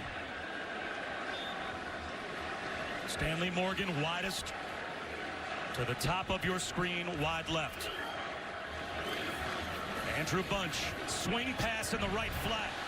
Greg Bell's got to get out of bounds. And that did nothing for Nebraska. He gained about a half yard or a handful of yards, got back to the original line of scrimmage. But now it's down to 13 seconds to go. Second down from just outside the 20. 20 seconds, you can catch this in the middle of the field beyond the marker and absolutely still get up and spike it. And with 13 to go, that is right on the verge. Heaving into the end zone is Bunch. Out of bounds. And over the wall goes Stanley Morgan. He had him. And he had him, and that is such a long, difficult throw right there. A corner route. He beats Abrams to the point, but if you don't throw that on time, you run out of real estate right into that tight corner. And now with just 7 seconds to go, this ball's got to go to the end zone. Very well might be the last play.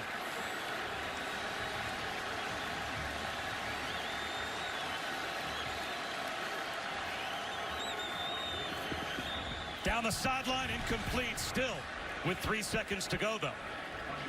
So it did not get to the end zone. It did get out of bounds. Now we are down to the final play, barring a defensive penalty with 3 seconds remaining. No fear of failure. It is the motto within this program. And number 8, where are you?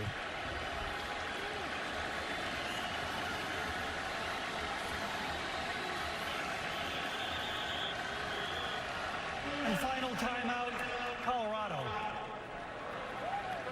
So Mike McIntyre wants to make absolutely sure there are no coverage busts, no confusion, and his players understand their responsibilities on the final play of the game. And likewise on this side, and you were talking to those 5 big guys up front who've played a whale of a game at times. Protected very well. They've run the ball successfully over 300 yards. 129 rushing. The true freshman's going to have to watch with an ice pack on his knee. And to me, this is Scott Frost just reminding Andrew Bunch, the walk-on sophomore quarterback, that you can do this. And you can see it on the other side as well. Everybody making sure their assignments are sound, and Scott Frost putting the very best play that he believes Andrew Bunch with confidence can go out there and deliver. It has to get to the end zone for the walk-on quarterback, Andrew Bunch. Again to the top of your screen, wide left, is Stanley Morgan. Colorado blitzes. Bunch heaves one to the end zone. Out of bounds and incomplete. Colorado. An incredible come-from-behind win in the 4th quarter here in Lincoln.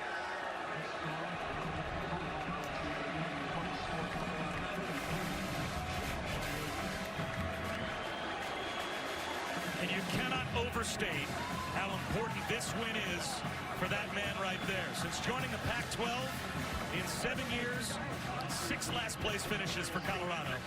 5 of those under Mike McIntyre. 2 years ago, they won the division. And you wonder, was that a fluke 2 years ago? Or was that steps towards rebuilding a program? Many think this is the year that's going to tell that story, Brock. And Scott Frost walks off the field on the short end in his debut at Nebraska. What an incredible call. DJ Elliott, I've hardly said his name, the D coordinator there for Colorado. Mike McIntyre as well. They blitz, they get home, they force the incompletion, and because of it, they go home winners. Let's go down to Allison.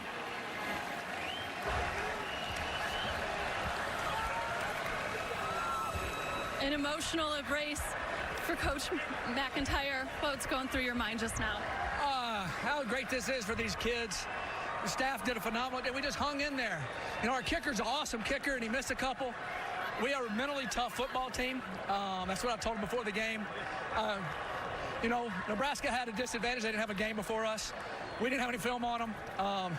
Number 2 is a heck of a player. I sure hope he's okay. And I'd just like to thank our team, our fans, and wow. Thank y'all. Appreciate it. I saw the big hug with your son. What makes this one mean so much? Well, the way he played. I got a dream come true today. I got to beat Nebraska, and I got to watch my son make some plays. Pretty special. Pretty special. A special player in Laviska Chenault as well. Yeah. What did you call up on that game-winning touchdown? If Laviska got pressed, we said go at it. go at it. So they pressed him. He made a play, great throw. Just unbelievable win for our program, and a special day. Thank you. Thank you, Coach Mike. I appreciate it. A coach on the hot seat. His son's on the team. He scores touchdowns. They find a way to win it. An old rivalry game in the fourth quarter. I mean, that's college football. I don't know. There. Yeah, if you don't love every second of that, man, you don't love college football. And the last play here, Colorado, who took risks throughout, who didn't punt, who went for it, they go for it again. They bring an extra. They overload the weak side there of that protection. They were not going to let the walk-on get comfortable. They set the tempo. They bring the blitz, and the ball falls aimlessly out of bounds with tears in his eyes right there. I mean, that's I can't remember a game. Scott Frost watches his first game in this building a loss. I don't know if I can remember a game lately, Bob, with so many stories, so many players with so much unique backgrounds and grit and journeys and stories, and so much meaning for both of these programs. What a well of a game. Congratulations to Colorado, and congratulations to Mike McIntyre. Tears in his eyes as he celebrates the old Big 8 rivalry win over Nebraska. 33-28 is your final. For Allison Williams and Brock Ewart, I'm Bob Wischusen. After the break, we go back to the studio.